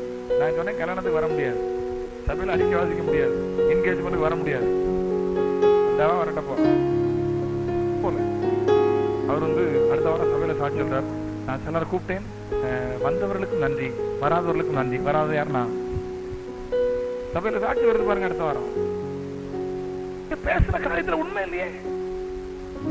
அப்போஸ்தலன் பவுல் சொல்லும் என்ன சொல்றாரு தெரியுமா? நான் பணக்காரனோ, நான் படிச்சவனோ, திறமையான ஊழியத்துக்கு அனுப்பல. தீமோத்தேயுக்கு எழுதும் எழுதுறாரு, 1:12 நினைக்கிறேன், என்னை உண்மை உள்ளவன் என்று எண்ணி இந்த ஊழியத்துக்கு என்னை அழைத்தபடினால் நான் கர்த்தரை ஸ்தோத்திரிக்கிறேன். அப்படி ஆண்டவர் யார் தெரியுமா? அவர் உண்மை உள்ளவர். அல்லேலூயா, அல்லேலூயா. ஒரு பாடல், அருமையான பாடல். உண்மை என்னை அழைத்தவரே, நீர் உண்மை உள்ளவரே. தெரியுமா அந்த பாடல்? என்னை அழைத்தவரே, நீர் உண்மை உள்ளவரே, நீர் நல்லவர் சர்வ வல்லவர், உம்மை போல் வேறு தேவன் இல்லை. இந்த வார்த்தை ரொம்ப நல்லா இருக்கு அந்த பாடல்ல. உங்களுக்கு தெரிந்த நபர் தான் அந்த பாடல பாடிக்க, உங்க சபையில் வளர்ந்த சகோதரர் வெஸ்லி மேக்ஸ்வெல்லுடைய பாடல் அது. அந்த வார்த்தைகள் ரொம்ப நல்லா இருக்கும். அல்ல, என்னை அழைத்தவரே நீர் உண்மை உள்ளவர். அல்லேலூயா. பாவியாக இருந்தேன், என்ன தேடினீரே. அல்லேலூயா. வார்த்தை, நீர் உண்மை உள்ளவர். அவர் உண்மை உள்ளவர். நம்ம உண்மையா இருக்கணும்னு அவர் விரும்புறார். பிள்ளைகளை உண்மையா வளர்க்கணும்னு அவர் விரும்புறார். உண்மையா அன்பு கூறணும்னு அவர் விரும்புறார். Price the Lord. உண்மை உள்ளவைகள் எவைகளோ, புண்ணியம் எதுவோ, புகழ் எதுவோ, அதையே சிந்திச்சுக்கிட்டு இருக்கணும். ஆமென் சொல்லுங்க பார்க்கலாம். எதை சிந்திச்சுக்கிட்டு இருக்கணும்? உண்மையை சிந்திக்கணும், உண்மையை சிந்திக்கணும், உண்மையை பேசணும், உண்மையை யோசிக்கணும். ஏன் அனனியா சப்பரால் செத்தாங்க? உண்மை இல்லை. கர்த்தருடைய காரியங்களை, தெய்வீக காரியங்களை உண்மையா இருங்க. ஒரு சகோதரன் தெரியும் சபையில, ஏழை சகோதரன், நல்லா இருந்தார். கொடுப்பதுல குவிப்பதுல எல்லாம் உண்மையா இருந்தார். கர்த்தர் தேவன் அப்படியே அந்த குடும்பத்தை உயர்த்த ஆரம்பித்தார். குடிச்சிட்டு ரோட்ல இருக்கும்போது என் தகப்பனார் சுவிசேஷம் சொல்லி சபையில கூட்டிட்டு வந்தார். நல்லா வளர்ந்தார். பிள்ளைகள் படித்தாங்க. கர்த்தர் அப்படியே உயர்த்தினார். ஏழை குடும்பம், 7 பிள்ளைகள் நினைக்கிறேன், அப்படியே உயர்த்தப்பட்டாங்க. ஆனா கொஞ்சம் வருமானம் அதிகப்பட்ட உடனே கர்த்தரை கொடுக்கறது நிறுத்தினார். நான் எந்த மனுஷனும் எதிர்பார்க்கறது கொடுத்தீங்கன்னா ஆசீர்வாதம் தெளிவா சொல்வேன். 2 வாரத்துக்கு முன்னாடி, போன வாரம் கூட என் சபையில பேசினேன். என்னையை கும்பிடுறதுக்கு சபைக்கு வராது, எனக்கு தர்றதுக்கு வராது. எனக்கு தரணும்னு தந்தா நிறுத்திடு. உனக்கு ஆசீர்வாதம் கிடையாது, எனக்கு ஆசீர்வாதம் கிடையாது. என்ன கும்பிடுறது வராது. பாஸ்டர் இன்னைக்கு இல்ல, அவர் அங்க போயிட்டாரு, இங்க போயிட்டாரு. ஏசுநாதர் ஆராதிக்கணும்னா வா. என்னையை கும்பிடுறதுக்கு, என்னை ஆராதிக்கிறது, என்னை ப்ளீஸ் பண்ண வராது. கர்த்தருக்கு கொடுக்கணும்னா கொடு, அன்னைக்கு இப்படியில போடு, அது உனக்கு ஆசீர்வாதம். மனுஷனுக்கு பாஸ்டருக்காக கொடுத்தேன்னா போடாத, அது உனக்கு ஆசீர்வாதம் கிடையாது. கொடுக்க நிறுத்திட்டாரு. இன்னைக்கு பாத்தீங்கன்னா அப்படியே பின்மாங்க. சில வாரங்கள் சபைக்கு வரல. நேசிச்சு பாக்குறேன், கூப்பிட்டு பாக்குறேன், எல்லாமே செய்து பாக்குறேன். காரணம் இல்லாத குற்றச்சாட்டுகளை சொல்லி கர்த்தரை விட்டு வழி விலகி போறாங்க. அப்படியே வழி விலகி போறாங்க. அதுல உண்மை என்ன தெரியுமா? உண்மை இல்லை. தனத்தோடு 5 மணிக்கு ஜெபிக்க ஓடிட்டு இருந்துருவார். நாங்க சில நேரம் ஜெபிக்க லேட் ஆனோட கதை தட்டிட்டு இருப்பாரு. 5 மணி ஜெபம் கட்டாச்சு. ஒரு ஃபாஸ்டிங் பிரேயர் தவற மாட்டாரு, ஃபாஸ்டிங் பிரேயர் கட்டாச்சு. ஆராதனை தவற மாட்டாரு, ஆராதனை கட்டாச்சு. ஊழியத்துக்கு வருவார், அது கட்டாச்சு. நல்லா கொடுப்பார், கொடுக்கிறது கட்டாச்சு. உண்மை குறைய குறைய குறைய குறைய தான் அப்படி பின்மாற்றத்துக்குள்ள எடுத்துட்டு போயிட்டான். பின்மாற்றத்துக்குள்ள எடுத்துட்டு போயிட்டான். ரொம்ப கவனமா இருக்கணும். உண்மை தேவன் நம்மிடத்தில் எதிர்பார்க்கிறது என்ன தெரியுமா? உண்மை. அவன் உண்மை உள்ளவனாக இருந்தபடியினால் அவர்கள் ஒரு குற்றத்தையும் அவர்களால் காணக்கூடாம இருந்தது. ஆமென் சொல்லுங்க பார்க்கலாம். கம்பெனில வேலை செய்றீங்களா? உங்களோட உண்மையை கர்த்தர் எதிர்பார்க்கிறார். Price the Lord. ஒரு அல்லேலூயா சொல்லுங்களேன். அல்லேலூயா. ஒரு பையன் பென்சில் களவாண்டுட்டான் அப்படின்னு சொல்லி, சின்ன பையன் ஒரு பென்சில் களவாண்டுட்டான்னு சொல்லி அந்த டீச்சர் அவங்க அப்பா பார்த்து சொல்லிட்டாங்க, அந்த பையன் என்ன அறிஞ்சிருக்கான், பிள்ளைகள் பென்சில்லாம் களவாண்டுறான் அப்படின்னு. அப்போ அவர் சொல்லி அடிக்காரான். ஏழை பென்சில் களவாண்டியால அடிச்சு சொன்னாரான், அறிவு இருக்கான, ஏன்டா அடுத்த ஆள் பென்சிலை களவாங்கணும்? நான் தான் ஆபீஸ்ல இருந்து வரும்போது எத்தனை பென்சில் உனக்கு கொண்டு வரேன். எனக்கு புரிஞ்சு, ஆகா அட கல்லா, நீ கல்ல, நீ ஆபீஸ்ல களவாங்க, அவன் புள்ள பள்ளிக்கூடத்துல களவாண்டு வரான். எப்படி அடிச்சாலும் தெரியுமா? டேய் ஏன்டா எடுத்துட்டு வர, பள்ளிக்கூடத்துல ஏன்டா களவாங்குற? நான் தான் ஆபீஸ் வரும்போது அப்பா எத்தனை பென்சில் கொண்டு வரேன். அப்பதான் புரிஞ்சுக்கோ, அப்பன் கல்ல, ஆனாலும் இவனும் கல்ல. எனக்கு சிரிப்பா இருக்கு இந்த வேடிக்கையான சம்பவம்.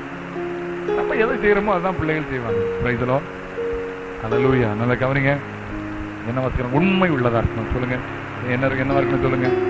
கொஞ்சத்துல உண்மையா இருந்தா அநேகத்துல கர்த்தர் அதிகாரியா வைப்பார். Praise the Lord. ஹல்லேலூயா. ஒரு தம்பி என் சபையில தெரியும், கஷ்டம். தகப்பன் ஒரு பேசி கள்ளன், தகப்பன் ஒரு மோசமான மனுஷன். ஆனா தாயார் நல்ல சகோதரி. அவங்க மலையில போய் விறகு வெட்டி தான் குடும்பத்தை நடத்தினாங்க. தகப்பன் இன்னைக்கு வரைக்கும் ஊதாடி. இன்னைக்கு வரைக்கும் அந்த ஆள் பசங்க படுப்பான். இன்னைக்கு வரைக்கும் அந்த ஆள் சரி கிடையாது. ஆனா தாயார் ரொம்ப நல்லவங்க. இந்திலிருந்து ரட்சிக்கப்பட்டவங்க. ஒரு நாள் போர்டு பார்த்துருக்காங்க, வியாதியத்திற்காய் ஜபிக்கப்படும் அப்படிங்கிற போர்டை பார்த்து சபைக்கு வந்தாங்க. மகளுக்காக ஜபித்தாங்க. இன்னைக்கு வியாதியை கத்திர குணமாக்கலாம், இந்த குடும்பங்களை ரட்சித்தார். இந்த சகோதரனுக்கு இந்த தம்பிக்கு 10ஆம் கிளாஸ் மேல படிக்க முடியல, குடும்ப கஷ்டம். வெறும் 20 ரூபா இங்கோ தங்கமால வேலை செய்து எடுத்துட்டு திருவனந்தபுரம் பட்டணத்துக்கு வேலை செய்ய போறாங்க. அவங்க அம்மா சொல்லி விட்டாங்களா, ஐயாட்ட போய் ஜெபம் பண்ணிட்டு அந்த 2 ரூபா காணிக்கை கொடுத்துட்டு அந்த 18 ரூபாயில நீ திருவனந்தபுரத்துக்கு போ. பிளாட்ஃபார்ம்ல படுத்து கிடந்தான். ஆரம்ப நாள் அவனுக்கு சம்பளம் எப்படி தெரியுமா? ஒரு ஐஸ் ஃபேக்டரியில போய் வேலைக்கு சேர்ந்தான். 2 மணி நேரம் தான் வேலை. ஐஸ் ஃபேக்டரியில கலர் தண்ணி ஊற்றணும், குச்சி போடணும், இதான் வேலை. சாப்பாடு தங்குற இடம் ஃப்ரீ, சம்பளம் கிடையாது. சாப்பிட்டுக்கலாம், தங்கிக்கலாம். வேற எங்கேயாவது வேலை செய்யுங்க. இங்க 2 hours தான் வேலை ஃப்ரீ. திருவனந்தபுரத்துல பீச்சில் கடலை வைப்பாங்க. இப்ப அந்த சகோதரனுக்கு நான் சொல்ற சகோதரனுக்கு ரொம்ப வயசுலாம் இருக்காது. இப்போ வேணா 5 கூட 35 வயசு இருக்கு. திருவனந்தபுரத்துல கடலை வைப்பாங்க. ஒழுங்கா தசமா கொடுப்பான், ஒழுங்கா கத்தரை ஆராதிப்பான். தகப்ப சரியில்லாட்டாலும் ஒழுங்கா தாயை நேசிப்பான். ஒழுக்கமுள்ளவனா இருந்தான். அப்படியே படிப்படியா உயர ஆரம்பிச்சான். அப்படியே படிப்படியா கத்தரோட குடும்பத்தை உயர்த்த ஆரம்பிச்சான். வண்டி, ஒரு சின்ன வண்டி வாங்கி கிழங்கு சித்து அடிக்க ஆரம்பிச்சான். கத்தரதை ஆசீர்வதித்தான். முறுக்கு சுத்த ஆரம்பிச்சான். கத்தரதை ஆசீர்வதித்தான்.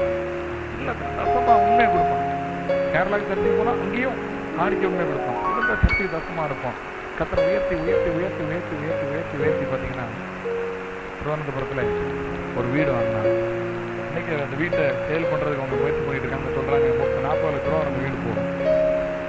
எத்தனையோ வாகனங்களை கொடுத்துருக்காரு, எத்தனையோ காரை கொடுத்துருக்காரு. கொல்லத்துல ஒரு ஃபேக்டரி, எங்க ஊர் பக்கத்துல 2-3 ஃபேக்டரி. இன்னைக்கு அந்த ப்ராடக்ட் வந்து அவங்களுடைய ஃபுட் ப்ராடக்ட் இன்னைக்கு இந்தியா ஃபுல்லா போக ஆரம்பிச்சு, தமிழ்நாடு ஃபுல்லா போக ஆரம்பிச்சு.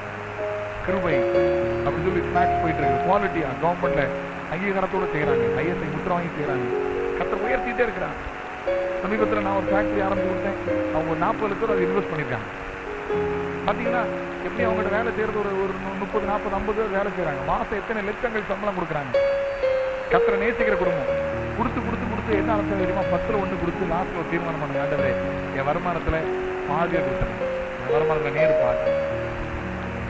10ல் 1 அல்ல, 10ல் இப்ப 5 கொடுக்குறாங்க. அல்லேலூயா. மிஷனரிகளுக்கு, ஊழியர்களுக்கு நான் சொல்றேன், எனக்கு தான் தரணும் அவசியம் இல்லை. உங்களுக்கு ஆண்டவர் எப்படி நடத்துறாரோ, மிஷனரி ஸ்பான்சர் பண்ணுவோம், மிஷனரி ஸ்பான்சர் பண்ணுங்க, எஃப்எம்வி ஸ்பான்சர் பண்றாங்க. உங்களுக்கு ஆவியானவர் எப்படி செய்யறாரு செய்யுங்க. ஏழைகளுக்கு கொடுக்கணுமா கொடுங்க. வருஷ கடைசியில பாத்தீங்கன்னா சபையில எத்தனை சாரி வாங்குவாங்களோ தெரியாது. அவங்க மனைவிக்கு எடுக்கிற சாரியை போல ஒரு சாரி விலை 600 ரூபா 700 ரூபா இருக்கும். ஏன்டா வந்து 20 சாரி 30 சாரி வாங்கி தருவாங்க. ஏழைகளுக்கு கொடுங்க. என் பேரை சொல்லாதுங்க. நான் சபை கட்ட ஆரம்பிச்ச போது நான் யார்ட்டையும் சொல்லலை. எவ்வளவு கஷ்டத்துல இருந்தாலும் 1.5 லட்சம் ரூபாய் உங்களுக்கு காணிக்க தந்து நீங்க சர்ச்சை கட்ட பயன்படுத்துங்கன்னு கொடுத்துட்டு போனாங்க. அல்லேலூயா. அந்த சகோதரி உபதேசத்தை கேட்டு நகையை கிளம்பிட்டாங்க. ஒரு நாள் 2 வருஷத்துக்கு முன்னே அவங்க வீட்டுக்கு போயிருந்தேன். அவர் திருமணம் பார்த்து எங்களுக்கு திருமண நாள் ஜெபிக்க வாங்கன்னு கூப்பிட்டுருந்தாங்க. திருமண நாள் இன்னைக்கு வீட்டுக்கு ஜெபிக்க போயிருந்தேன். நான் பார்த்தேன், நகை கிளம்பிருந்தாங்க. ரொம்ப சந்தோஷமா இருந்துச்சு. காணிக்க கொடுத்தாங்க கையில. அவங்க சொன்னாங்க, நான் பொருத்தனை பண்ணி நான் பார்த்தேன். என்னைக்கு நகை கழுத்துறோம் தாலியை நம்ம சர்ச்சை கட்டுறதே கொடுத்தேன். தாலியை கொண்டு போய் விற்றேன். 1,44,200 சில்லற ரூபா இருந்துச்சு. உண்மையா அந்த அவங்க தாலியை கலத்தி தரும்போது அவங்களுக்கு ஏராளமான பணம் தேவை. ஒரு ஃபேக்டரி ஆரம்பிச்சு அவங்களால ரன் பண்ண முடியாம கஷ்டப்பட்டு இருக்காங்க. பெரிய அளவில் ஆரம்பிச்சாங்க. பண தேவைகள், நிறைய லோன் காரியங்களான அவங்க சொன்னாங்க. உண்மை பார்த்து எங்களுக்கு 1000 கஷ்டமா இருக்கட்டும், கத்துடைய காரியத்துல நாங்க ரொம்ப கரெக்டா இருக்கோம். உண்மையா இந்த சகோதரனை பாக்குறேன், கத்தரை உயர்த்திக்கிட்டே இருக்கிறார். அல்லேலூயா. எந்த சமீபத்தில் பேசினாங்க பார்த்து, நம்ம ஏரியாவில் 1 ஏக்கர்ல 1 ஏக்கர் 20 சென்று ஒரு வீட்டோட வாங்கலான்னு இருக்கிறேன் பார்த்து. ரொம்ப சந்தோஷமா இருதயத்தின் ஆழத்துல சொல்றேன், நீங்க நல்லா இருப்பீங்க. வாங்க பிரதர், தேவநாமம் உயர்த்தப்படட்டும். நீங்க உண்மையா இருந்தீங்கன்னா உங்களுக்கு தருகிறதுக்கு அவர் உண்மையா இருக்கிறார். நீங்க கர்த்தருக்கு உண்மையா இருந்தா உங்களை உயர்த்துறதுக்கு அவர் உண்மையா இருப்பார். கொஞ்சத்துல உண்மையா இருந்தா அநேகத்துல கர்த்தர் உங்களை அதிகாரியா வைப்பார். ஹல்லேலூயா. சந்தோஷமா சொல்லுங்க ஹல்லேலூயா. ஆமென். நெருக்கங்கள் உண்டு, பாரங்கள் உண்டு, உண்மையா இருப்பார். உண்மையா இருப்பார். கர்த்தருக்கு ஸ்தோத்திரம். கர்த்தர் நல்ல உண்மையை தேவன் எதிர்பார்க்கிறார். இன்னும் நேசிப்போம், இன்னும் உண்மையா இருப்போம். கர்த்தரத்துல நிறைய காரியங்களை பேசலாம். ஆனா தானியேல் உண்மையா இருந்ததுனால கர்த்தர் ஜெயமுள்ளவனாய் மாற்றினார். நிறைய விஷயங்களை பேச முடியும். ஓகே, அந்த 10ஆம் வசனத்தை பாருங்க, சொல்லி முடிச்சிடறேன், வார்த்தை சொல்லி முடிச்சிடறேன். பின்பகுதி மட்டும் தினமும் 3 வேளையும் தன் தேவனுக்கு முன்பதாக முழங்கால் போட்டு ஜெபம் பண்ணி ஸ்தோத்திரம் செலுத்தினான். அடுத்த பாயிண்ட் தெரியுமா? ஜெபிக்கிறவனா, தினந்தோறும் ஜெபிக்கிறவனா, ஸ்தோத்திரம் பண்றவனா இருந்தான். இந்த அனுபவங்கள்லாம் குறைஞ்சி போச்சு. ஆரம்ப நாட்களில் எங்கள் வீட்டில் பார்த்தீங்கன்னா, சின்ன பையனா இருக்கும்போது காலையில் 5 மணிக்கு ட்ரம் அடித்து பாட்டு பாடி ஜெபம் பண்ணுவாங்க. மத்தியானம் 12 மணிக்கு பார்த்தீங்கன்னா அந்த அனுபவம் குறைஞ்சிச்சு. வருத்தப்படுறேன், நான் ரொம்ப வருத்தப்படுறேன். ஸோ என் மனைவிட்ட நான் சொல்லி வருத்தப்பட்டேன், அந்த அனுபவங்கள் இல்லாமல் போதுமா. 12 மணிக்கு பார்த்தீங்கன்னா, மத்தியானம் 12 மணிக்கு எந்த சொந்தக்காரன் வந்தாலும் சரி, யார் வந்தாலும் சரி, என்ன வந்தாலும் சரி, மறுபடியும் 12 மணிக்கு எங்கள் அம்மா அக்காலாம் பார்த்தீங்கன்னா ட்ரம் அடிச்சு உட்காந்துருப்பாங்க. மத்தியானம் 12 மணிக்கு ட்ரம் அடிச்சு பாட்டு பாடி கத்தரை துதிப்பாங்க. சாயங்காலம் பார்த்தீங்கன்னா 7 மணிக்கு யார் வந்தாலும் வரட்டும், என்ன நடந்தாலும் சரி, 7 மணிக்கு ட்ரம் அடிச்சு பாட்டு பாடி கத்தரை ஸ்தோத்திரம் பண்ணிட்டு இருப்பாங்க. அந்த அனுபவங்கள் இன்னைக்கு குறைஞ்சு வர்றதுக்காக ரொம்ப வருத்தப்படுறேன். ஆனால் அந்த அனுபவங்கள் மறுபடியும் வர்றதுக்கு முயற்சி பண்ணி ஜெபம் பண்ணிட்டு இருக்கேன். அல்லேலூயா. தினமும் 3 வேளையும் தன் தேவனை நோக்கி ஜெபம் பண்ணுகிறவனா, துதிக்கிறவனா இருந்தான். கர்த்தர் நல்லவர். அல்லேலூயா. 16ஆம் வசனத்தை பாருங்க, பின்பகுதியை பாருங்க. நீ இடைவிடாமல் ஆராதிக்கிற உன் தேவன் உன்னை தப்புவிக்க வல்லவராய் இருந்தாரா. ஆமென். தப்புவிப்பார் அப்படின்னு சொல்றாரு. 20 பாருங்க, ராஜா கெபின் கிட்ட வந்த போது துயர சத்தமாய் தானியேலை கூப்பிட்டு, தானியேலை, ஜீவனுள்ள தேவனுடைய தாசனே, நீ இடைவிடாமல் ஆராதிக்கிற உன் தேவன் உன்னை சிங்கங்களுக்கு தப்புவிக்க வல்லவராய் இருந்தாரா. அல்லேலூயா. அதுல ஒரு வார்த்தையை புரிஞ்சுக்கிடுங்க, இடைவிடாமல் ஆராதிக்கிறவன். சொல்லுங்க பார்க்கலாம், சத்தமா சொல்லுங்க. ஞாயிற்றுக்கிழமை என்ன ஆனாலும் அன்னைக்கு வேற அப்பாயின்மெண்ட் வைக்க கூடாது. அன்னைக்கு என்ன வேணாலும் எவ்வளவு ஒரு நஷ்டம் தர மாதிரில கத்தரை ஆராதிக்காம அன்னைக்கு ஒரு வேலையும் செய்யக்கூடாது. ஆமென். இடைவிடாமல் கத்தரை ஆராதிக்கணும். அல்லேலூயா. இது கர்த்தருடைய நாள்னு சொல்லி ஆண்டவருடைய நாளுக்கு முக்கியத்துவம் கொடுக்கணும். ஸ்தோத்திரம். நெஞ்சு வலி மாதிரி இருந்தாலும் பரவாயில்ல, வந்துடணும். அது பிறகு லாபமா நஷ்டம் இங்க வந்துடணும். ஜெப வீட்டுல வந்து கத்தரை துதிக்க வேண்டும். இடைவிடாமல் ஆராதிக்கிற நல்ல சுவாபர் எந்த சூழ்நிலையிலும் தேவனை ஆராதிக்க அவங்க தடைப்படலை. இடைவிடாமல் ஆராதிக்கிறவன்னு யார் சாட்சி கொடுக்கிறா தெரியுமா? ராஜா சாட்சி கொடுக்கிறார். தானியேல் இந்த திரும்ப 2 தடவை சொல்ல, எந்த ஒரு காரியமும் 2 சாட்சியெல்லாம் உறுதியாகுமா? திருப்பி சொல்றாரு, இடைவிடாமல் ஆராதிக்கிற உன் தேவன் உன்னை தப்புவிப்பார். அவனை என்கரேஜ் பண்ணி பேசுறாரு. காலையிலேயே வந்து கேட்காரு, மெல்ல கேட்கிறாரு, இடைவிடாமல் ஆராதிக்கிற உன் தேவன் உன்னை தப்புவிக்க வல்லவராய் இருந்தாராப்பா. கடுமையான வார்த்தை தெரியுமா? அவர் ராஜாவுக்கு தெரிஞ்சு போச்சு, இவன் ஜீவனுள்ள தேவனை ஆராதிக்கிறான், இவன் ஆராதிக்கிற கர்த்தர் இவனை தப்புவிப்பார். ஆமென். சொல்லுங்க பார்க்கலாம். சோ பேசிட்டே இருக்கலாம், நிறைய காரியங்களை சொல்லலாம். ஓகே, 23 மட்டும் வார்த்தைங்க ஜெபம் பண்ணிடலாம். அப்பொழுது ராஜா தன்னில் மிகவும் சந்தோஷப்பட்டு தானியேலை கெபியிலிருந்து தூக்கிவிட சொன்னான்.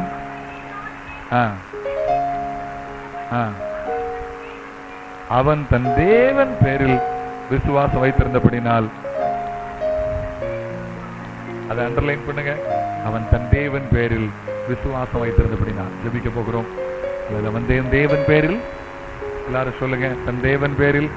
Hello hello hello. தன் தேவன் பேரில் விசுவாசம்ங்கிறது பெரிய சப்ஜெக்ட். நான் வர நாளில் பேசுறேன்.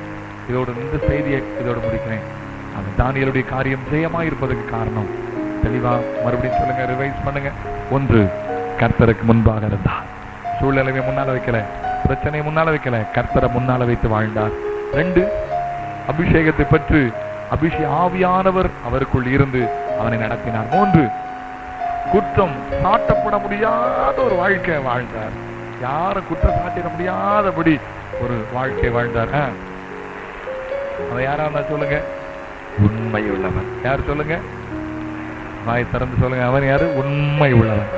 உண்மை உள்ளவனா இருந்தான். வேற? ஜெபிக்கிறவனா, துதிக்கிறவனா, இடைவிடாமல் ஆராதிக்கிறவனா, உலக அதிகாரத்துக்கு பயப்படல. உலக அதிகாரத்தை சிங்க கவியில போட்டாலும் பரவாயில்லைங்க, உலக அதிகாரத்துக்கு பயப்படல. தேவன் பேரில் விசுவாசம் வைக்கிற, தேவன் பேர்ல ஒரு நல்ல விசுவாசம் வைக்கிறவர் இருந்தார். தானியேலுடைய காரியம் ஜெயமாயிற்று. இந்த அனுபவத்தை சொன்னா தானியேலுக்கு மாத்திரமல்ல, அவர் உங்களுக்கும் கர்த்தர் உடைய காரியத்தை ஜெயமாக்குவார்.